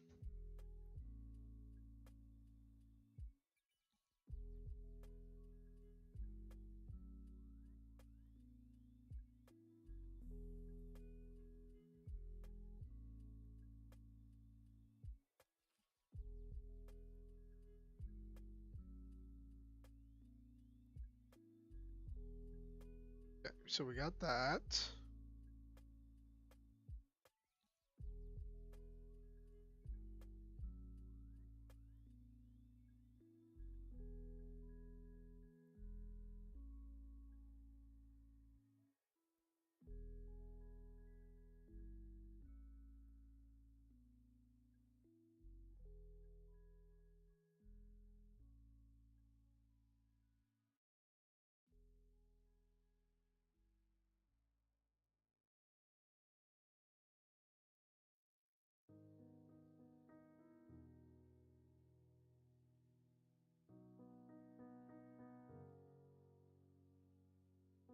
Make it back in time? You definitely made it back in time, Okusan.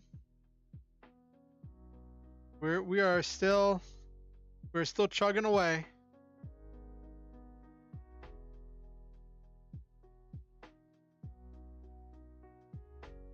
What were you working on, Okusan? You said you wanted to share about some of the stuff happening in your week.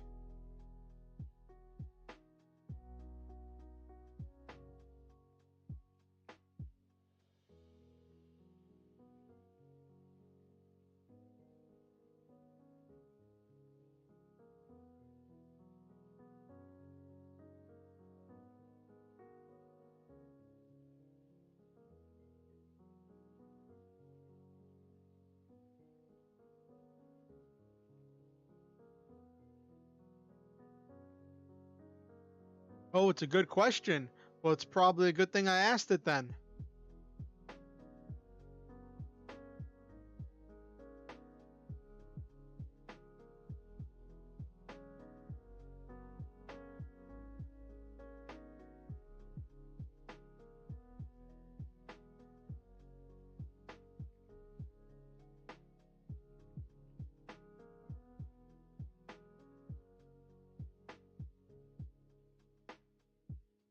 Oh, you found a system for your tabletop games. Okay. What did you decide on?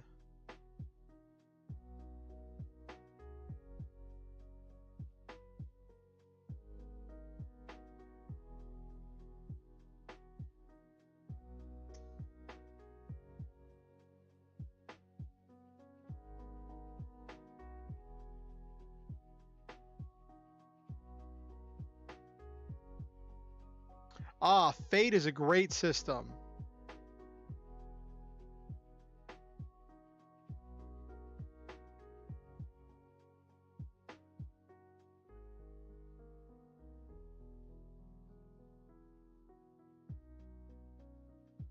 Fate is a wonderful system. Aren't like the Fate rules, like the core rules of Fate, available for free or something? But it's a very narrative, rules light system.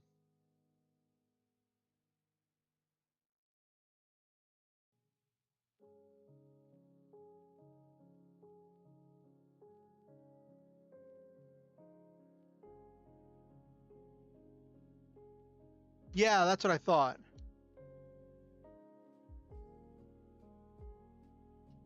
Yeah, I was planning to run some games with Fate a few years back, and I got involved with their like Fate, what do they call it, like condensed version or Fate Light or something. Before I got into Mutants and Masterminds, I was planning to run something. Actually, I think it was after I'd gotten involved with Mutants and Masterminds, I was planning to run something in Fate. No, Fate is uh it's a tabletop role playing game. Oh, tabletop role playing system.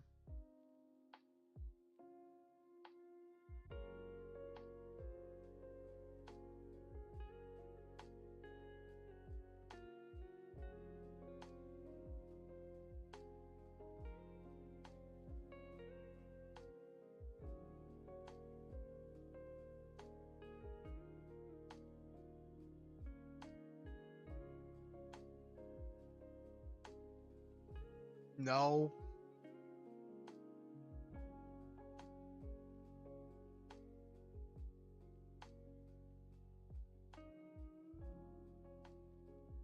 Fate Core, Fate Condensed, and Fate Accelerated. Fate Accelerated was the one that I was learning. The former two are the same thing, but Condensed is a little more updated and shorter. Accelerated is separate but adjacent. Yeah, Fate Accelerated was what I learned. Okusen.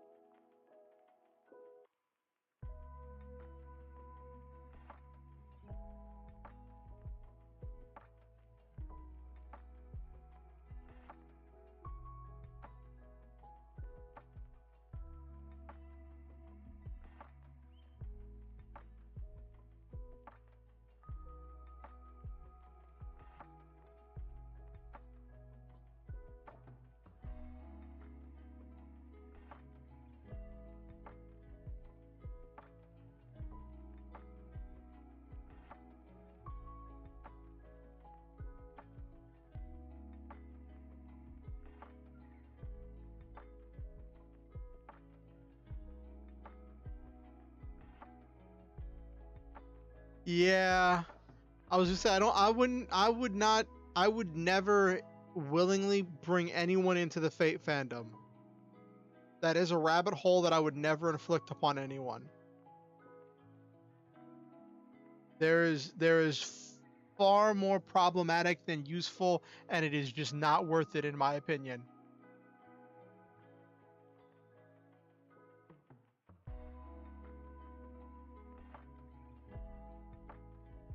It's just there's no good place to start. There's just all of these interconnected webs, and most of the Fate fandom I've interacted with just completely hate Fate as a whole.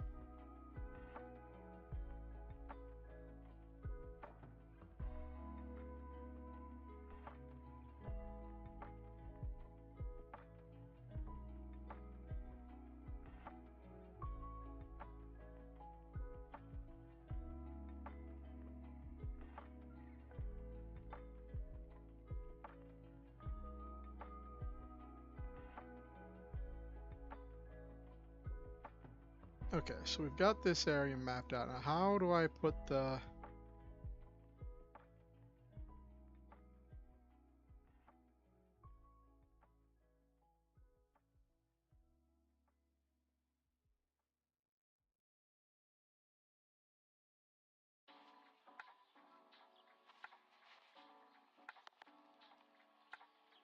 You have some rabbits, but they're all sleeping? Okay.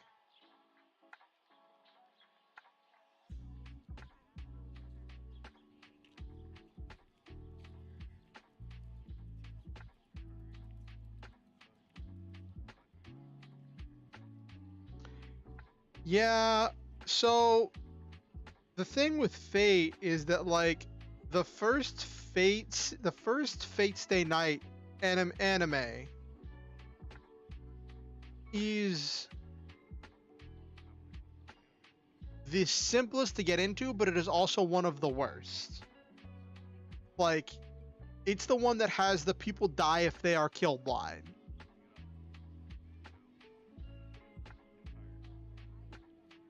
But everything else in Fate, whenever you watch it, it is always going to make references to something you've never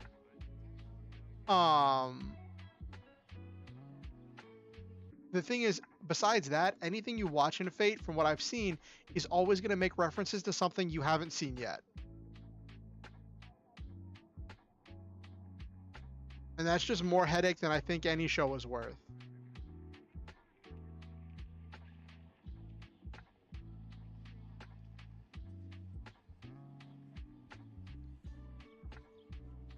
Okay, so there's that.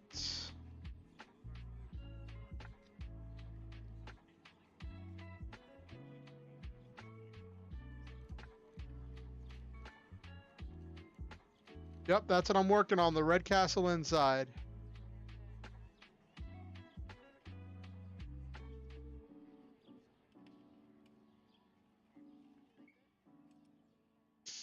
We all have a Red Castle inside of us. Oh goodness, Okusen. Oh goodness gravy. Okay.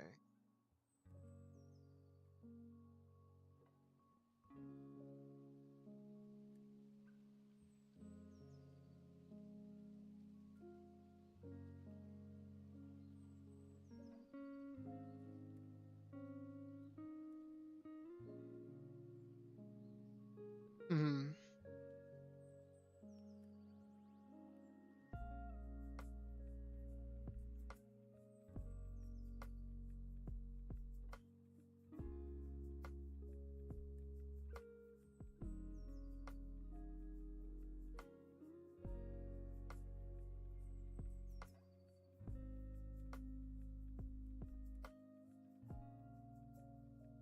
There we go.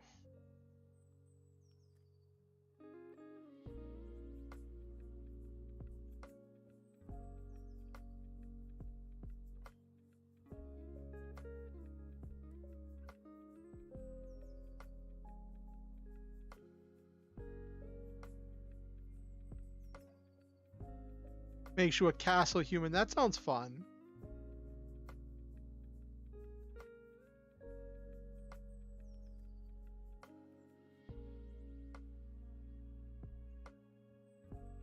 Okay.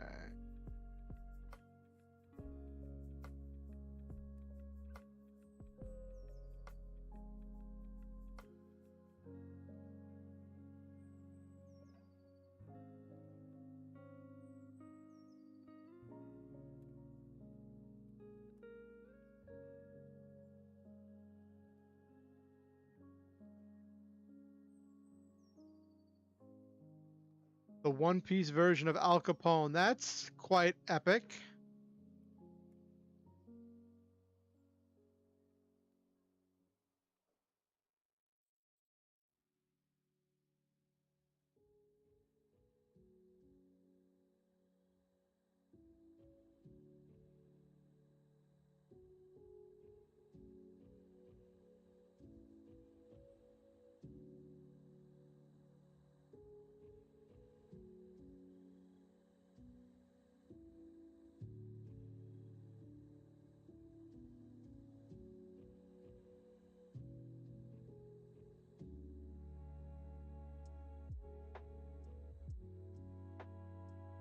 Okay.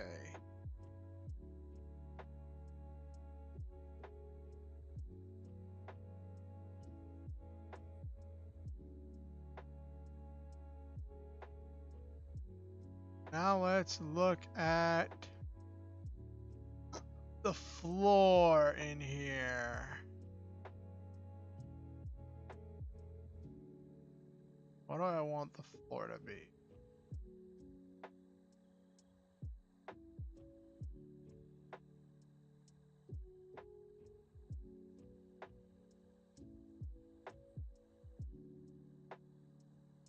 Huh. That's funny. Oh.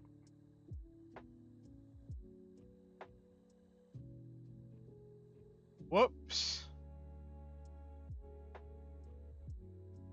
That was almost bad.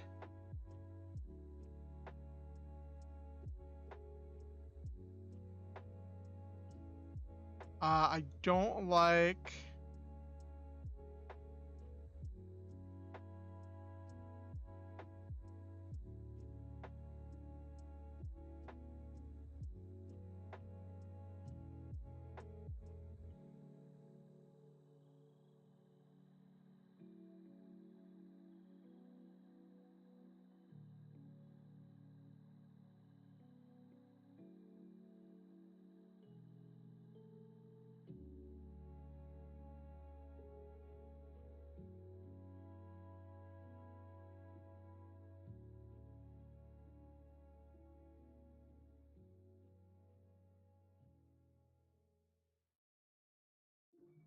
Okay.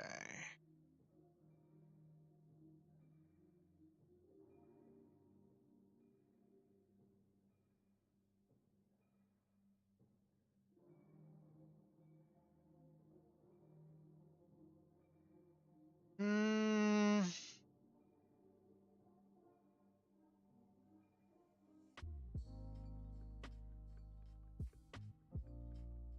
Let me take a look at something real quick.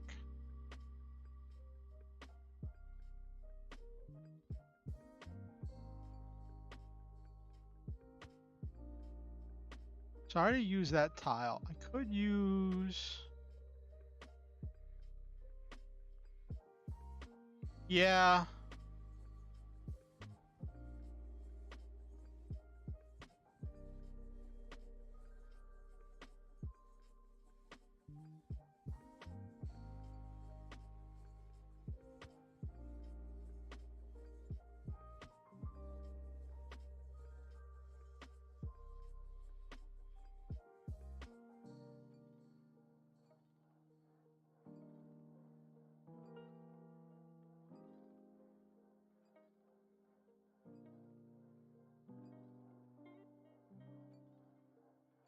We're keeping this design simple.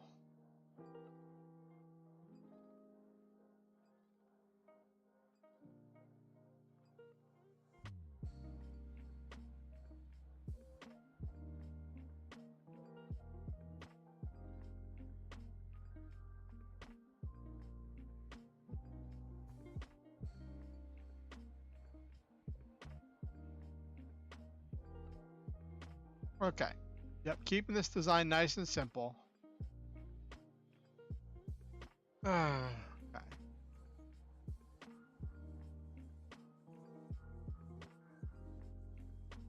Gotta find a way to connect these two portions.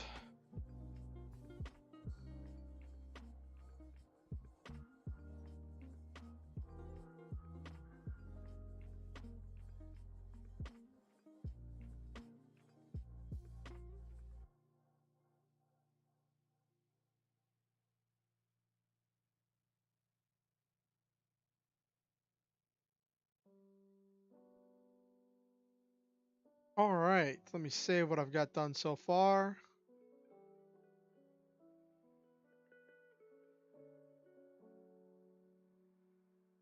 All right, we've got a lot done. Got a lot more of the Blue Castle planned out and the Blue Castle town planned out. Got the rest of the Red Castle town planned out.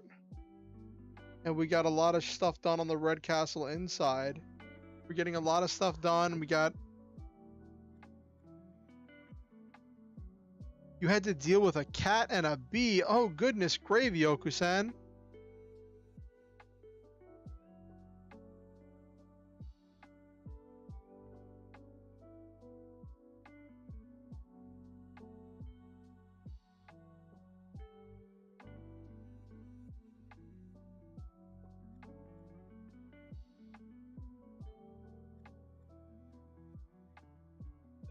Hmm?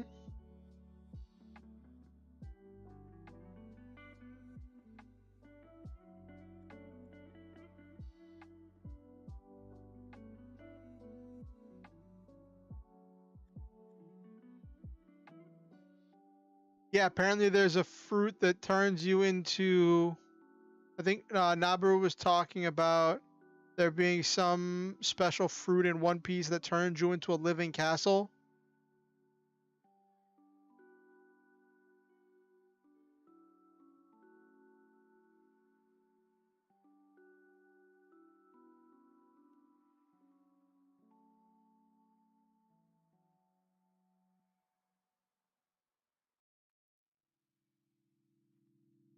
Hmm.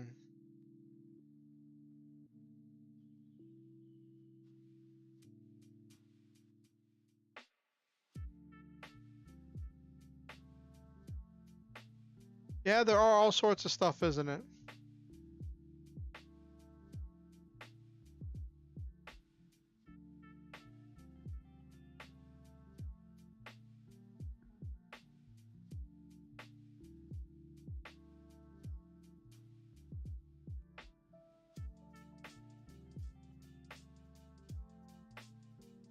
Not yet. I haven't closed it yet. Why? What's up, Okusan?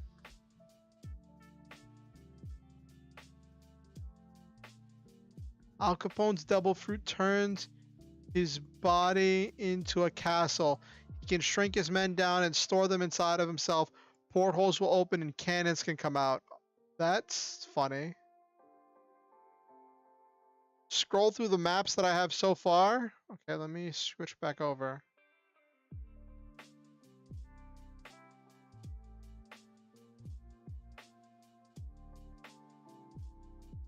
So,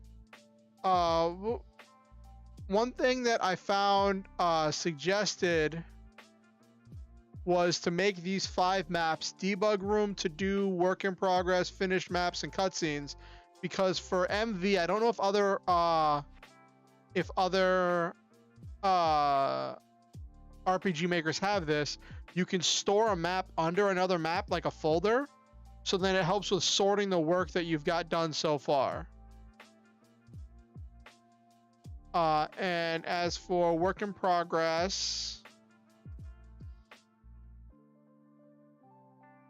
Blue Castle first floor, Blue Castle second floor, Starter Town, Blue Castle Town, Blue Castle Dungeon, Red Castle Town, Red Castle Inside, Cloud King's Castle, Cloud King's Dungeon, farmer house, which is also the inn, world map. Then I have the intro cutscene and the ending cutscene. And then I have my finished map, my one that I don't have to do anything else to, is Under the Mountain. This is the only map that I've actually completed.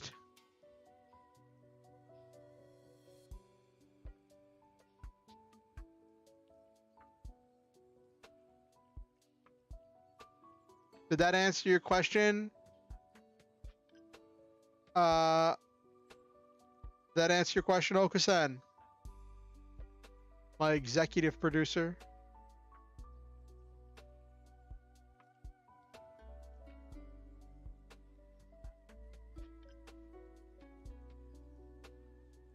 Oh, it's okay, Okusen. So I have the framework done. Like, I can play from start to finish of the game, right? But I don't have the rest of the fights and boss fights and things planned out. I was gonna work on enemies tonight, but we just got so caught up with maps, because maps can just take so much time. That I just didn't get around to working on any enemies. I guess I can show you some of the enemies I've designed so far. So I have the full database that you get with the latest version of MV. You get a full database you can upload. So that has a bunch of enemies. But I was able to add the Minotaur, which I really like. It's a very basic attacker, but it's very beefy, and it makes a very good early game boss and then late game mob. And then I designed this one. Where's the... Oh, that's not what I pressed. This one, the guard, that can buff itself. It's supposed to be kind of a trash mob, where it just they come in groups and they buff each other with their battle cry, and they always just hit really hard. Very simple, and I wanted to use these later on as kind of the generic enemies that everyone's gonna run into.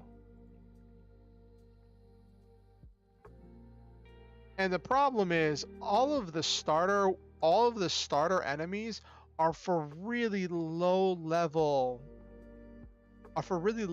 things if you have a full party of 4.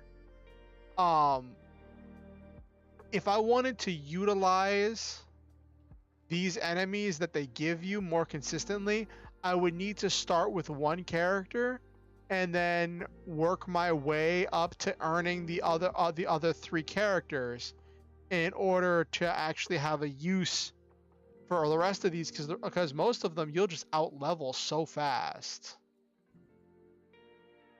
It's absolutely insane how fast you out level them. I'm gonna need to make a whole bunch more. Like, this is the guard one I made.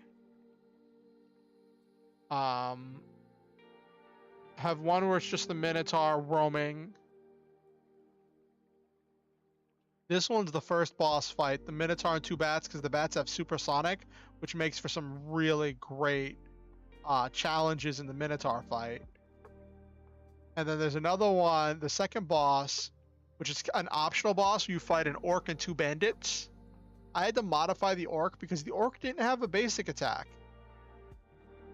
And I didn't like that, so I had to do that. Probably gonna end up changing the maximum and adding some more things, or getting rid of some of these poison-based ones, because I don't feel like I could deal with poison, but I feel like poison isn't gonna add anything to the game besides some extra difficulty. And I don't know that it's gonna add more complexity to the game. And I also just don't super want to deal with that. on a testing or a designing side.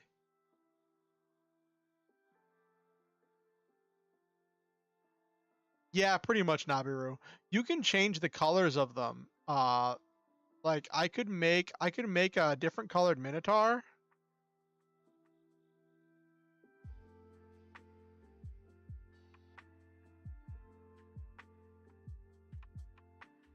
Like I could make an alternate colored Minotaur.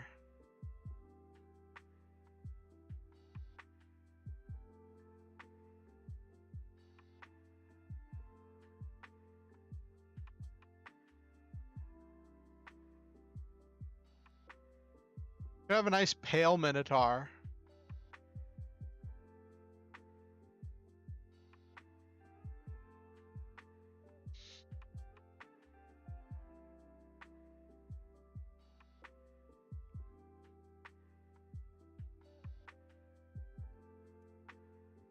I wish there was a way to actually get the hue black so I could get a black Minotaur. That would be really cool.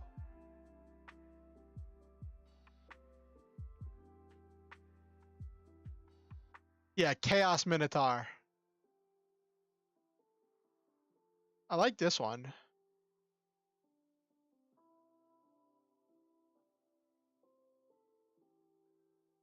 Ooh, look at this one with the red horns and the red axes.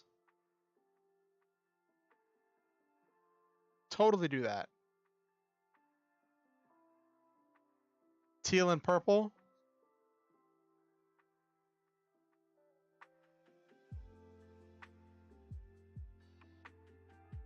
Yes, slightly different.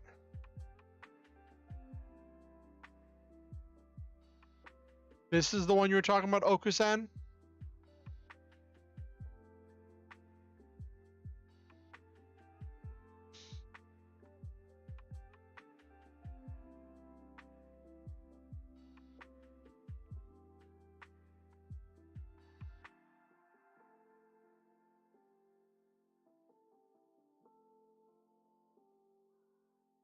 This one's more of a green.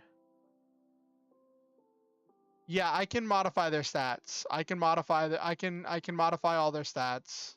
Give them different attacks and abilities.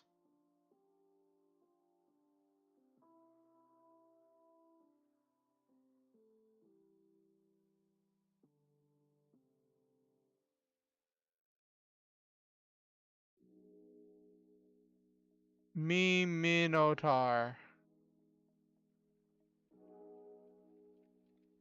Yes, I could make a final boss that's a slime.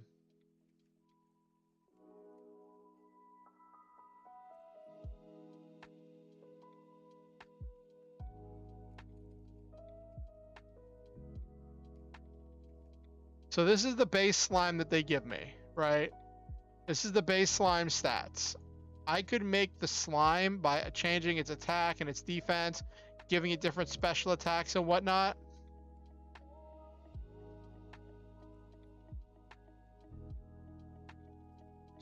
Aw, Okusen.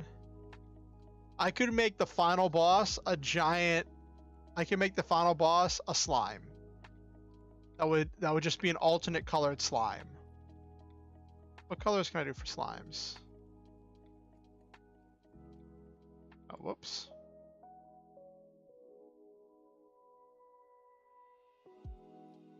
Turn a nice purple.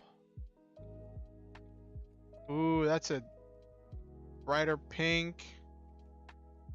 We can go up to a yellow. Make it a yellow slime. Green.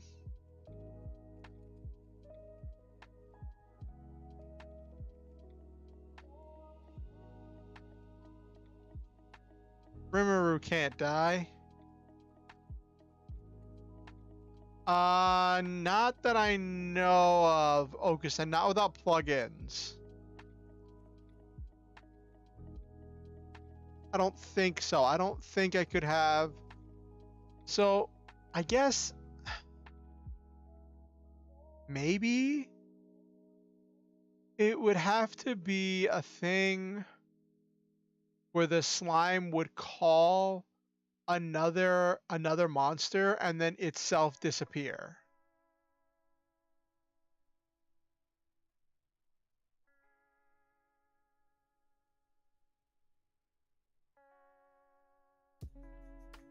but it wouldn't have an animation. It would just be like a summon and then a disappear. But I don't know how that would work without plugins.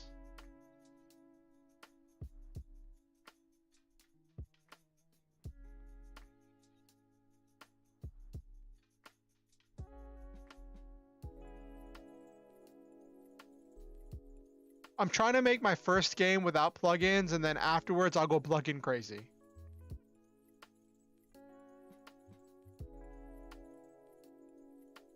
I'll go absolutely plugin crazy. I'll probably save up for Yanfly's complete library and get the whole thing, because it's like $30 for the complete library of Yanfly's plugins.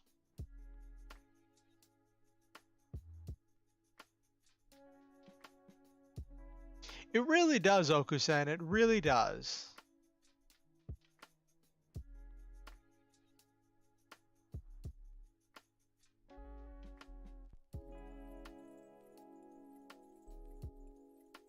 Yeah.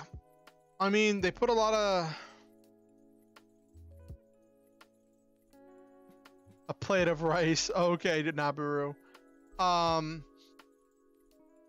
So a lot of plugins are locked behind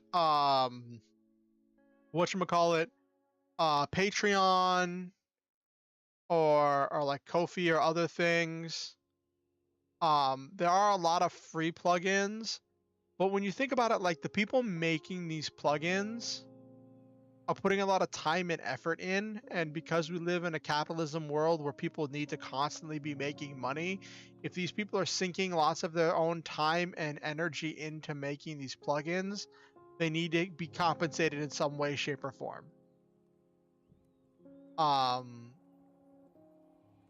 what I understand, Yanfly's library used to be available completely free, but then people started to like pretend to be. I think there was a whole drama where someone was pretending to be Yanfly or something. I don't know all of it. This all happened like 6 years ago, where someone was like copying and redistributing Yanfly's plugins, and so as part of it, Yanfly decided to make so the core plugins for Yanfly's core engine are free, but all of their specialty plugins, special situation, specific things, custom made plugins for like customer requests and stuff are ones you have to pay for. But you can get the full library of over 200 plugins for like $30.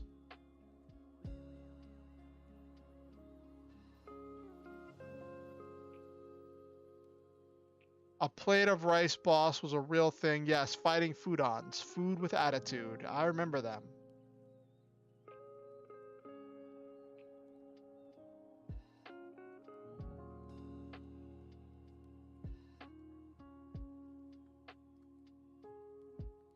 So, it's one of those things where it's very different. You're very eyes.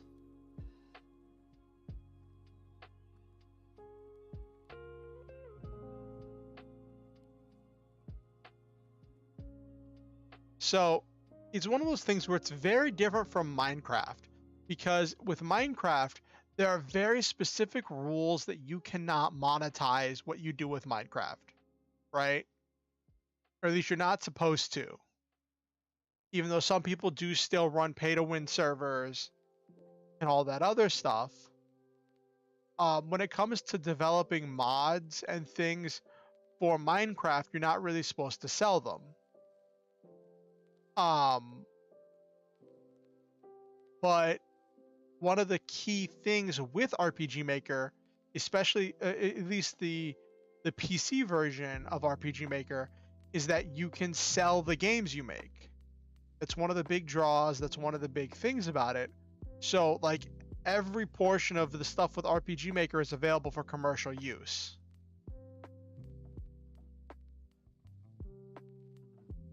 As long as you've purchased a copy of RPG Maker.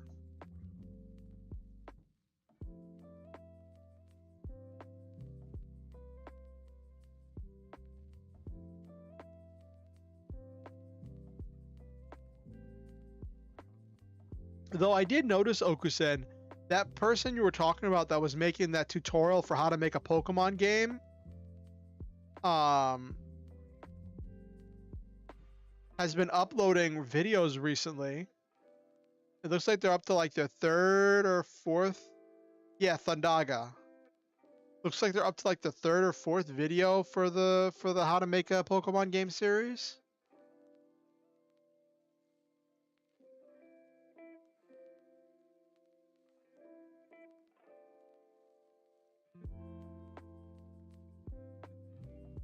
Do you know how many videos is going to be in the full playlist?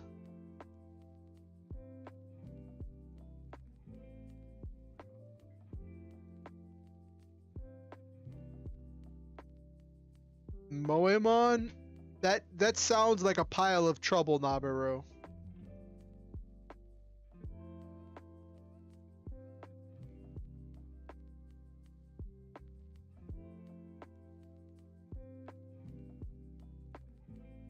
That sounds like an absolute pile of trouble, Nabaru.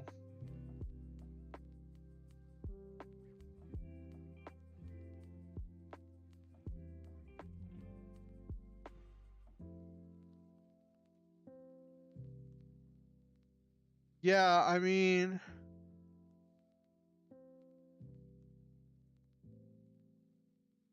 maybe things got streamlined in the latest version.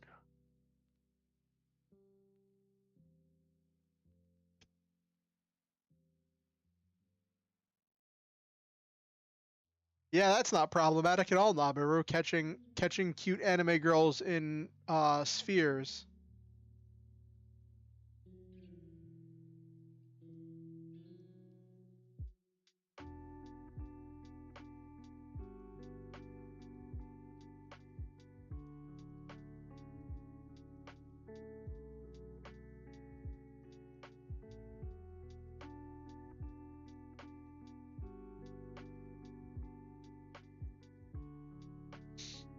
What you would make the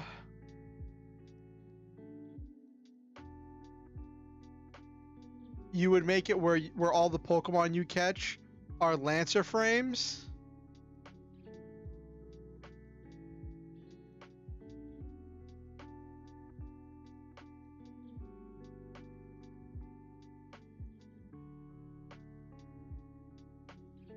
That would be an interesting take, Okusen. So it's like you're catching mechs in little spheres, building friendship meter with your little mechs.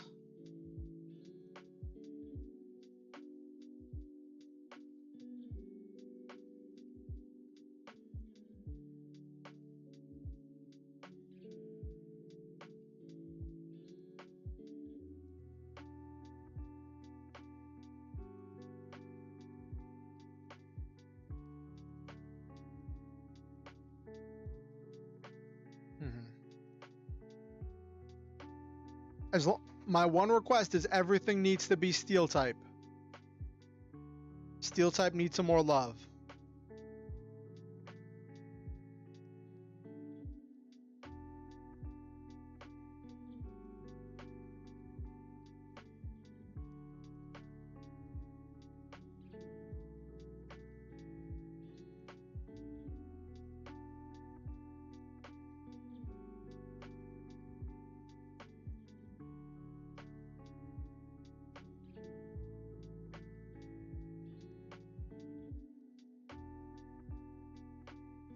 Yeah, that's also true.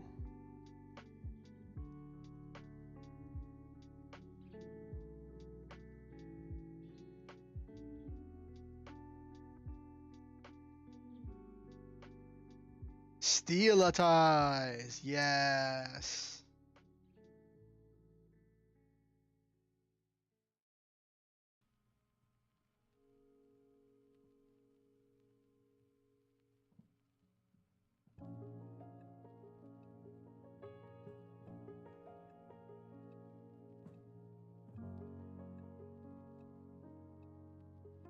Hey, no problem, Silva. Mechanized, yes, Steel Eevee. A sci-fi Pokemon game. Bro, if you want it, make it. Mecha Pikachu.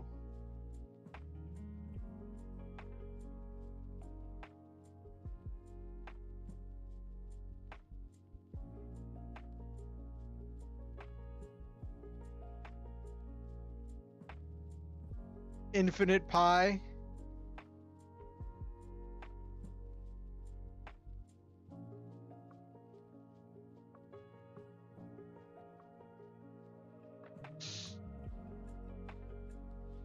A Mecha Pikachu custom someone made.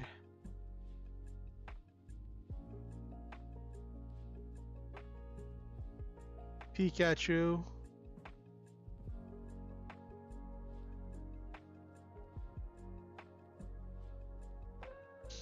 I'm not sure if canon's the word I would use to describe it. Okusen.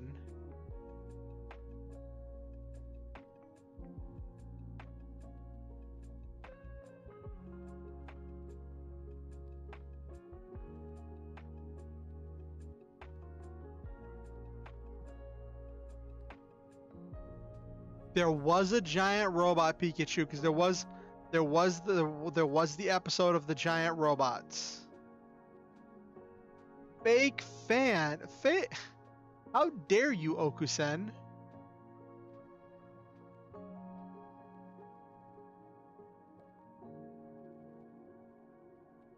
Yes, Island of Giant Pokemon. I had a poster with the original 150 on my door as a kid.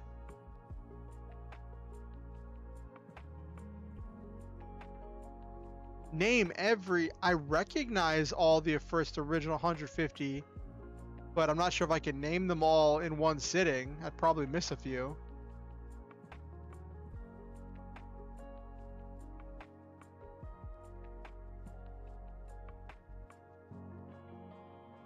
Pokemon Red was my first Pokemon game, but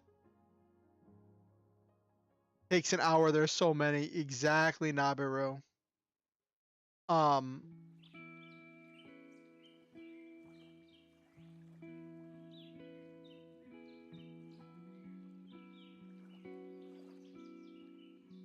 No, Okusen. I am not doing a Smash or Pass Pokemon stream. No.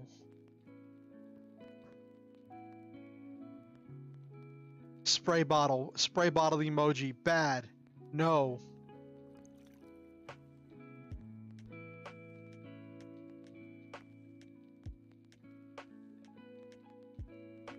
I will not be swayed, Nabiru.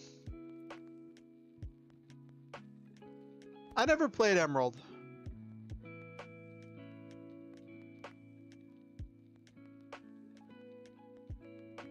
I never played anything past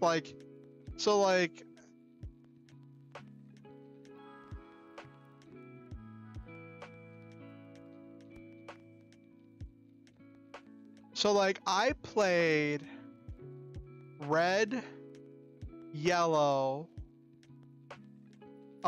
Silver version is what I had as a kid.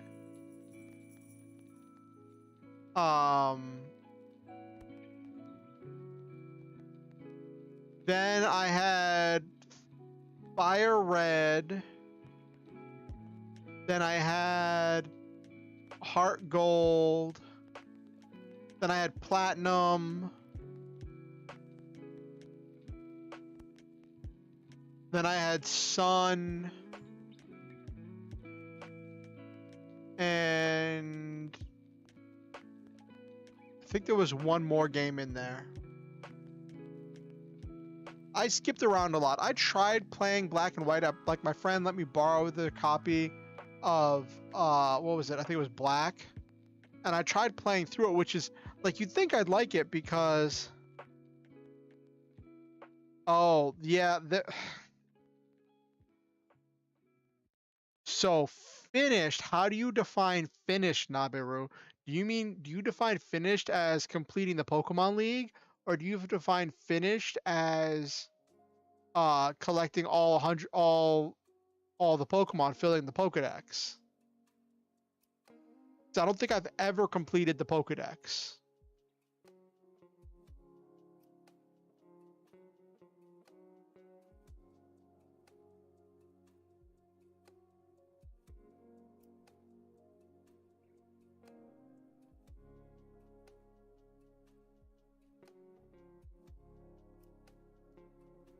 Oh, you never finished any of them in any sense? Oh, that's rough, Nabiru.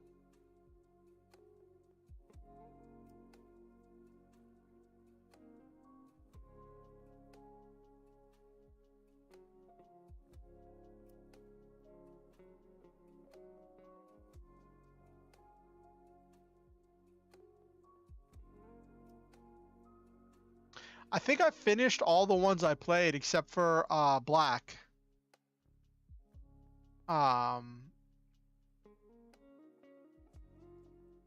Like when I say finished, I mean I beat the Pokemon League and got to the end of the story.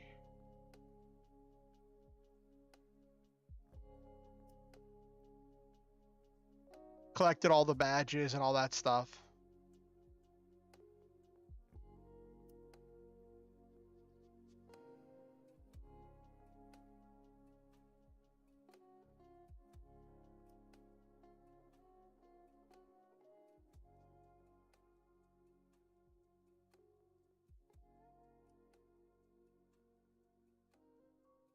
Pokemon Wi-Fi games making Poffins together. Was that a mini game, Mokusen?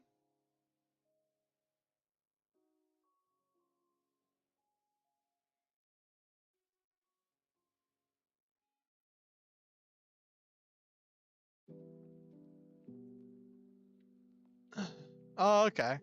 Were Poffins the Pokemon food? Was that the thing you fed your Pokemon to make them like you?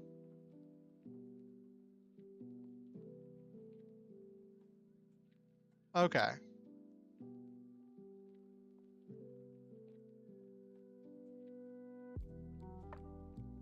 Didn't one of the Pokemon games have like where you make a secret base or something in a whole like Wi-Fi world?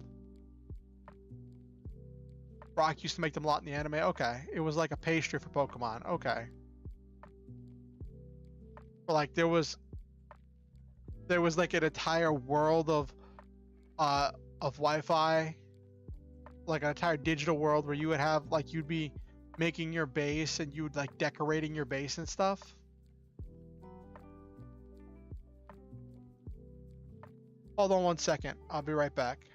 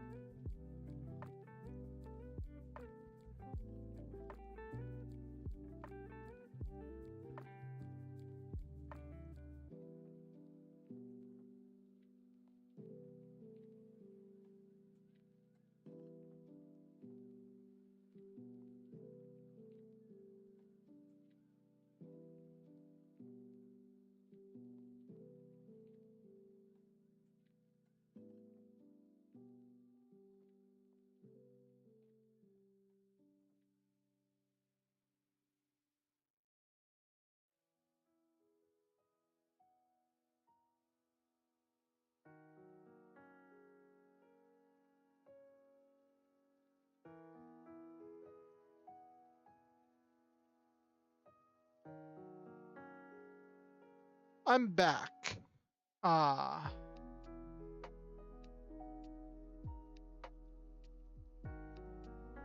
what is this one thing you need to say, Nabaru, if someone's planning to watch Remiru season 2?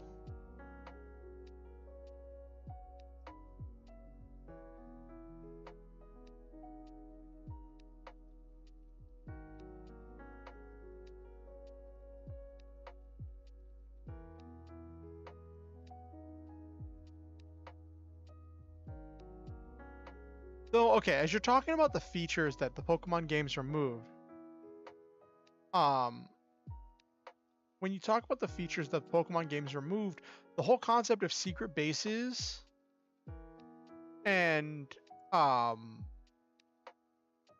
having this like Wi-Fi connectivity, considering how much we're connected to the internet now, and that like Pokemon is now on the Switch, which is a much more powerful system than the 3DS or the DS was.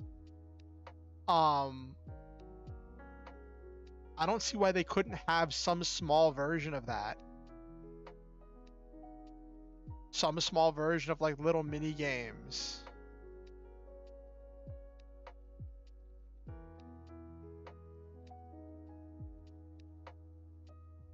Exactly, Okusen.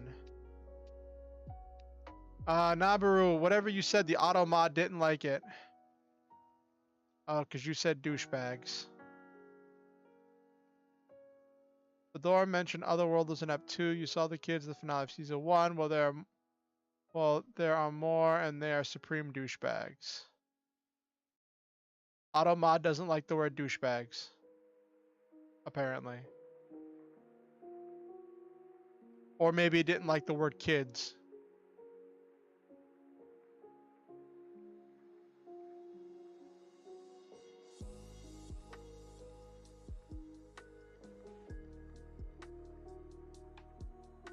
You can call them jerks.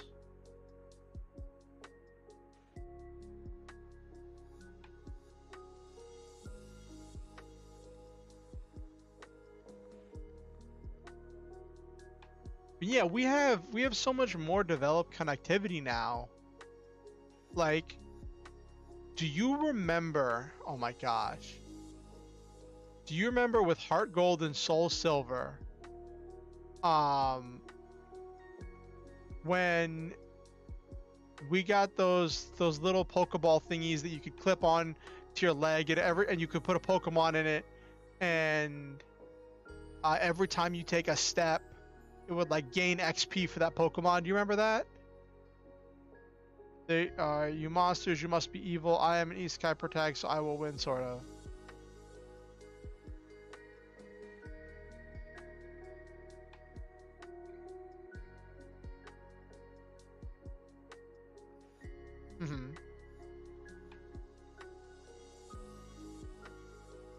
So I was a cringy kid when that came out, right?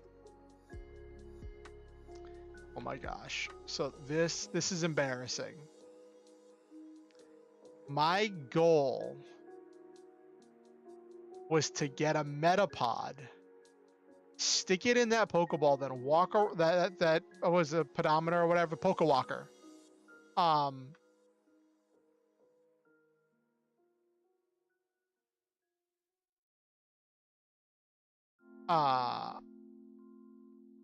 And I wanted to get a Metapod and name it Penis.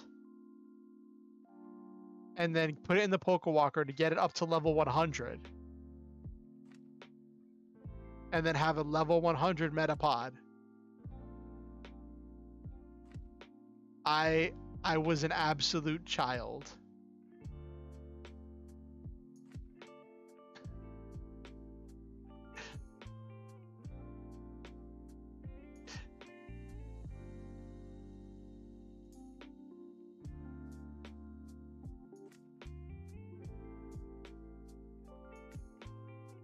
I don't know how else to describe it. I was a child.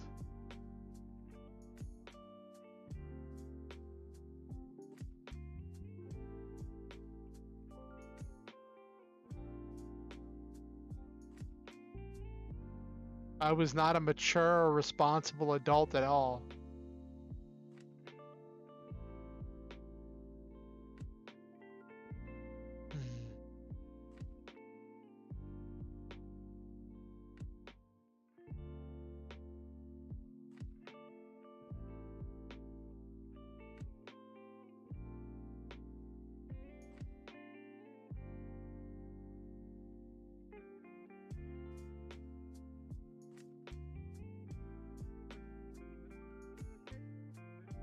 Now, I never did get that Metapod up to level 100 because the Pokewalker had a thing where, like, every few levels or whatever, you had to transfer the Pokemon back into the game, then transfer them back into the Pokewalker, and I just never did that.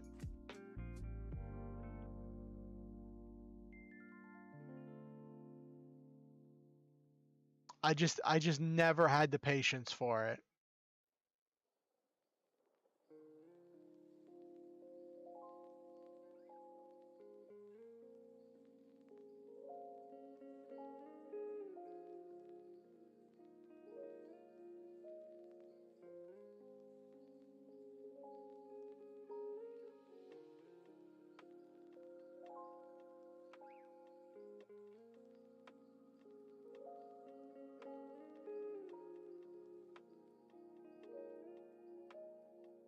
Beach episodes are always unfortunate.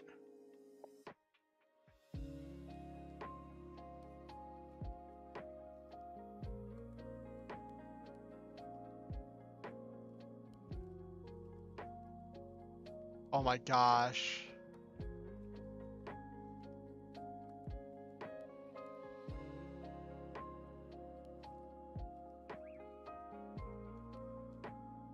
My favorite toys I had as a kid were my Zoids model kits. I had a Command Wolf and a Rainos. I cried and I sobbed and I was so heartbroken when my mother smashed them.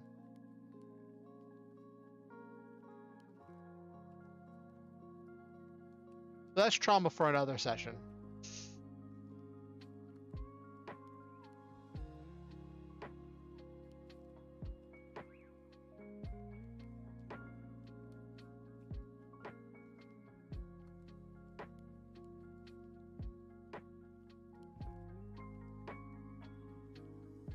Yeah, Zoids model kits.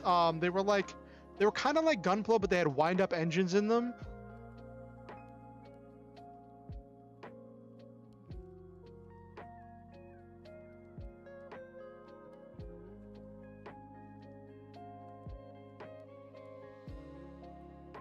Have you heard of Zoids? Giant robotic animals.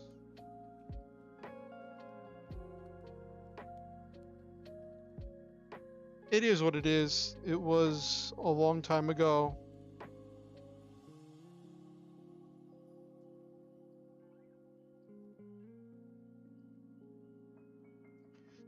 The main Zoid was always a cat.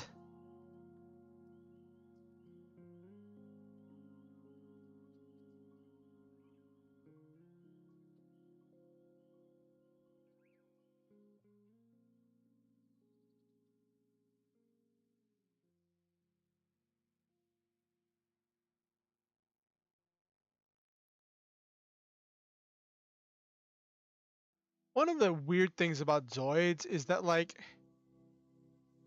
every like series of Zoids is so disconnected, they literally might as well be on different planets.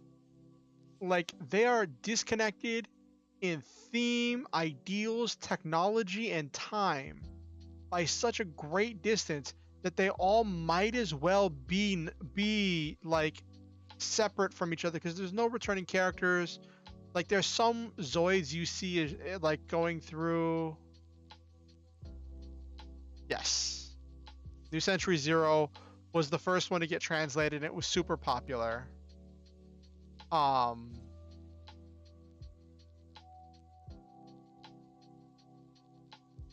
I remember the animation being really good on it. Yes. Chaotic Century, seasons 1 and 2.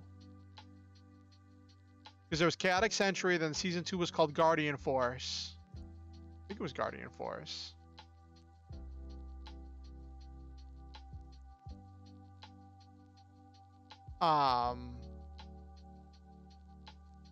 Yeah, had the mini Zoids called, I think it was called the Protozoids or something. So, if I understand this properly, Chaotic Century and Guardian Force were the first ones to actually come out in Japan, but New Century Zero was the first one to get dubbed here in English.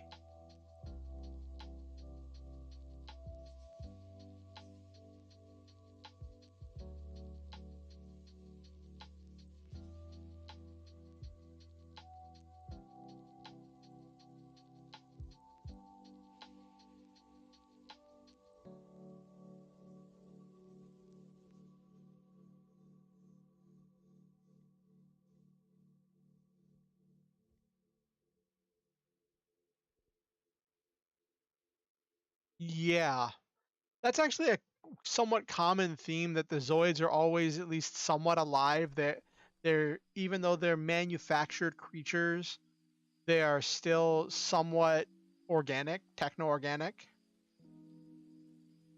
Yes, and had the interchangeable armor. He was like the CAS system. I had the I played the Zoids video games. I played the Zoids GBA game. The one that had like all of the different timelines colliding. And I also have the Zoids GameCube game. What makes me sad is there were like at least 2 Zoids GameCube games in Japan, but only the first one got released in English here in America. And like all the later ones added some like much better features and cooler Zoids and all this stuff that I really wanted. Yeah, exactly, Nabaru.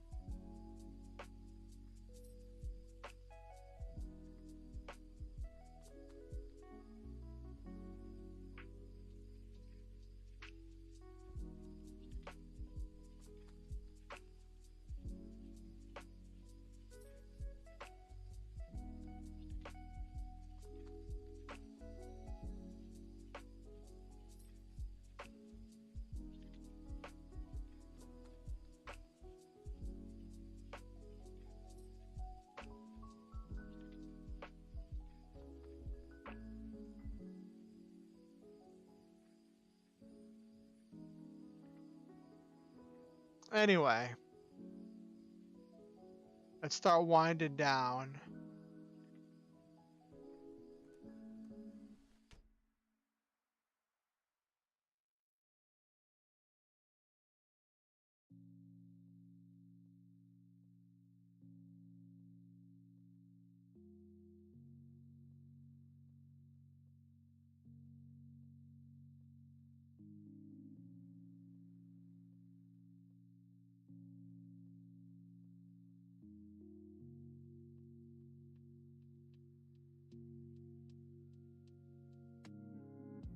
All right, so we got a lot done tonight. It was good hanging out with all of you and hearing about your weeks and all the things that you've been working on.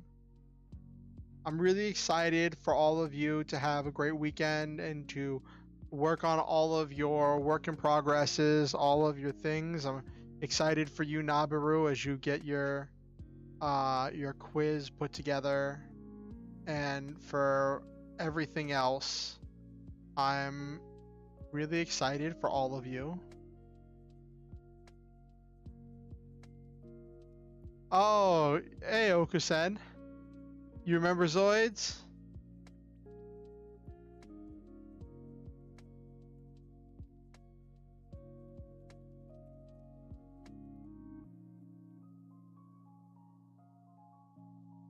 No, it's perfectly fine. It's perfectly fine. Are you working on anything this weekend, Okusen, and got any goals for the weekend?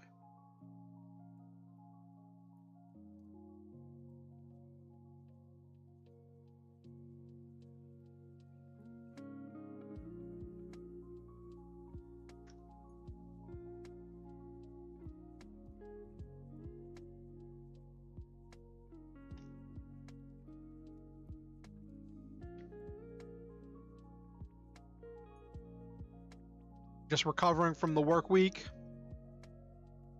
Gonna vibe. Hey, that's a goal. And hopefully you'll be at anime night tomorrow. We still have to figure out what we're gonna watch after we finish Gundam Seed. Because Gundam Seed Destiny, the sequel series to Gundam Seed, just got uploaded onto Gundam Info. So, but I know you said you wanted a break from Gundam Seed, but we can talk more about that later.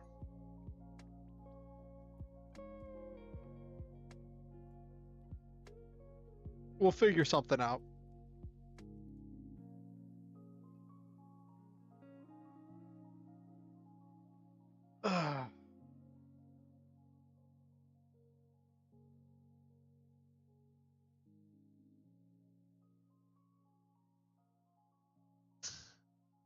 I've seen a decent bit of Yu-Gi-Oh! 5Ds. When I really got involved in Yu-Gi-Oh! I was playing Morphtronics. I have a Ghost Rare Power Tool Dragon somewhere. I was calling it that Leo was going to be the final signer forever. And then he got Power Tool. And then Power Tool became Lifestream Dragon, and I cheered. That was like the only episode I watched. Well, not the only. It was one of the episodes I watched all the way through. Yeah, card game animes are really easy to get annoyed with.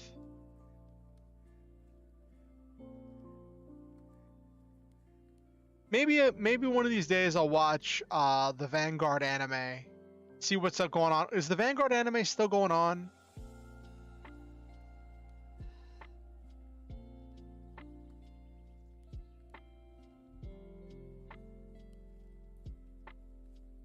Nah, bro, you'd be the person to ask. Is the Cardfight Vanguard anime still going on?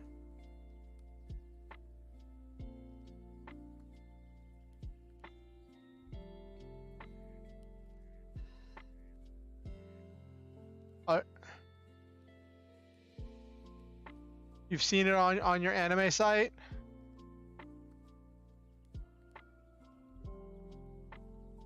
Yeah and no.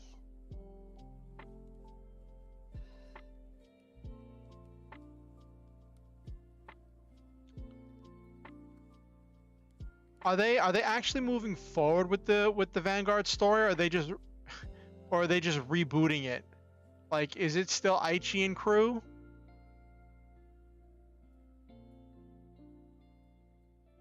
I remember watching the Vanguard anime when it was first airing.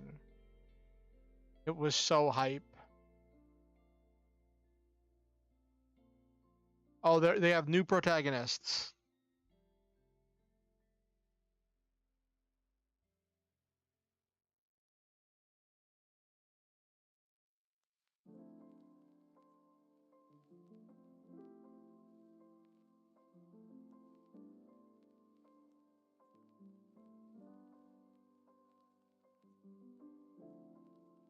That's what I said, Vanguard, didn't I?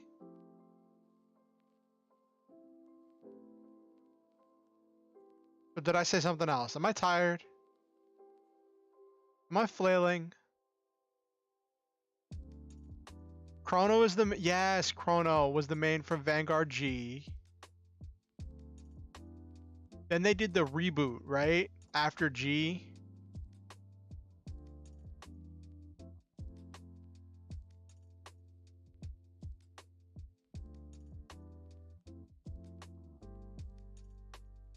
And wasn't it Aichi again in the reboot?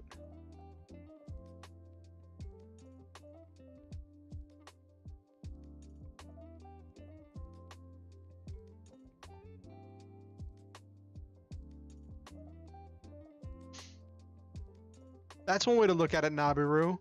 The reboot was because they wanted to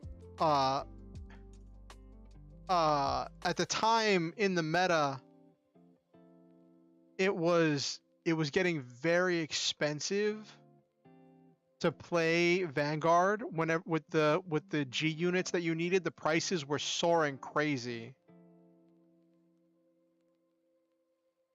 Oh, that's the okay. Is the newest? Okay. But So I don't know if you were playing at the time, but it was so expensive. It was getting prohibitively expensive, and it was getting prohibitively difficult for players to keep up, because by the time of G, you had G units, you had limit break, you had well, there was ultimate break, which is just better limit break, as well as all of the G break abilities, and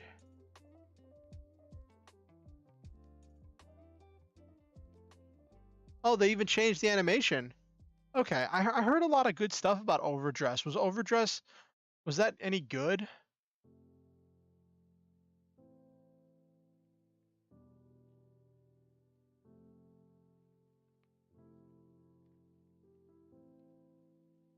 Oh yeah, and then in G era you also had legions. That was the other thing. I find it funny that the Legion era was the only one was the one they skipped. They didn't even try dubbing the Legion era into English. But I love the Legion era. There was a lot of great Vanguard played in the Legion era when you were recycling triggers and all of that stuff.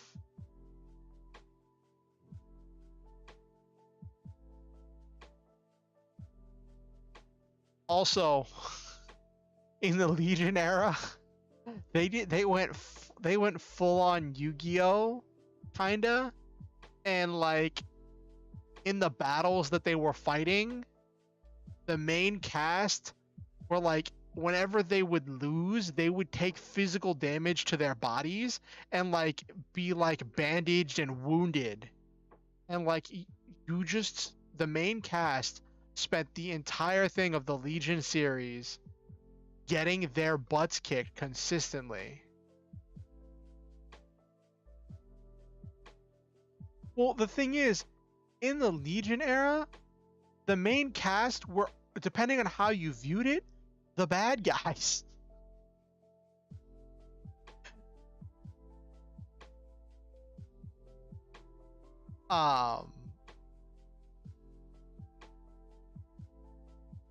Nabiru, do you remember the Vanguard movie?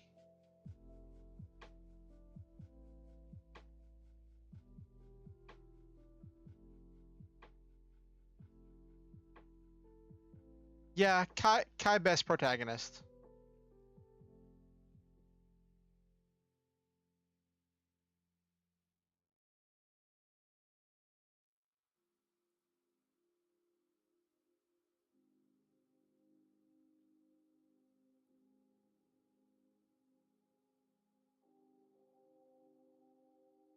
He was. Don't know what he was gonna do with Blaster Blade in an Overlord deck, but you know, back then you could mix clans.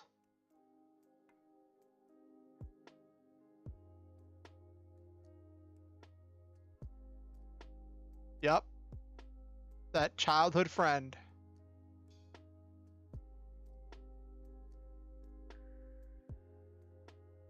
Anyway, I got distracted again. I was getting ready to do my outro, but I just get so easily distracted. It's hilarious.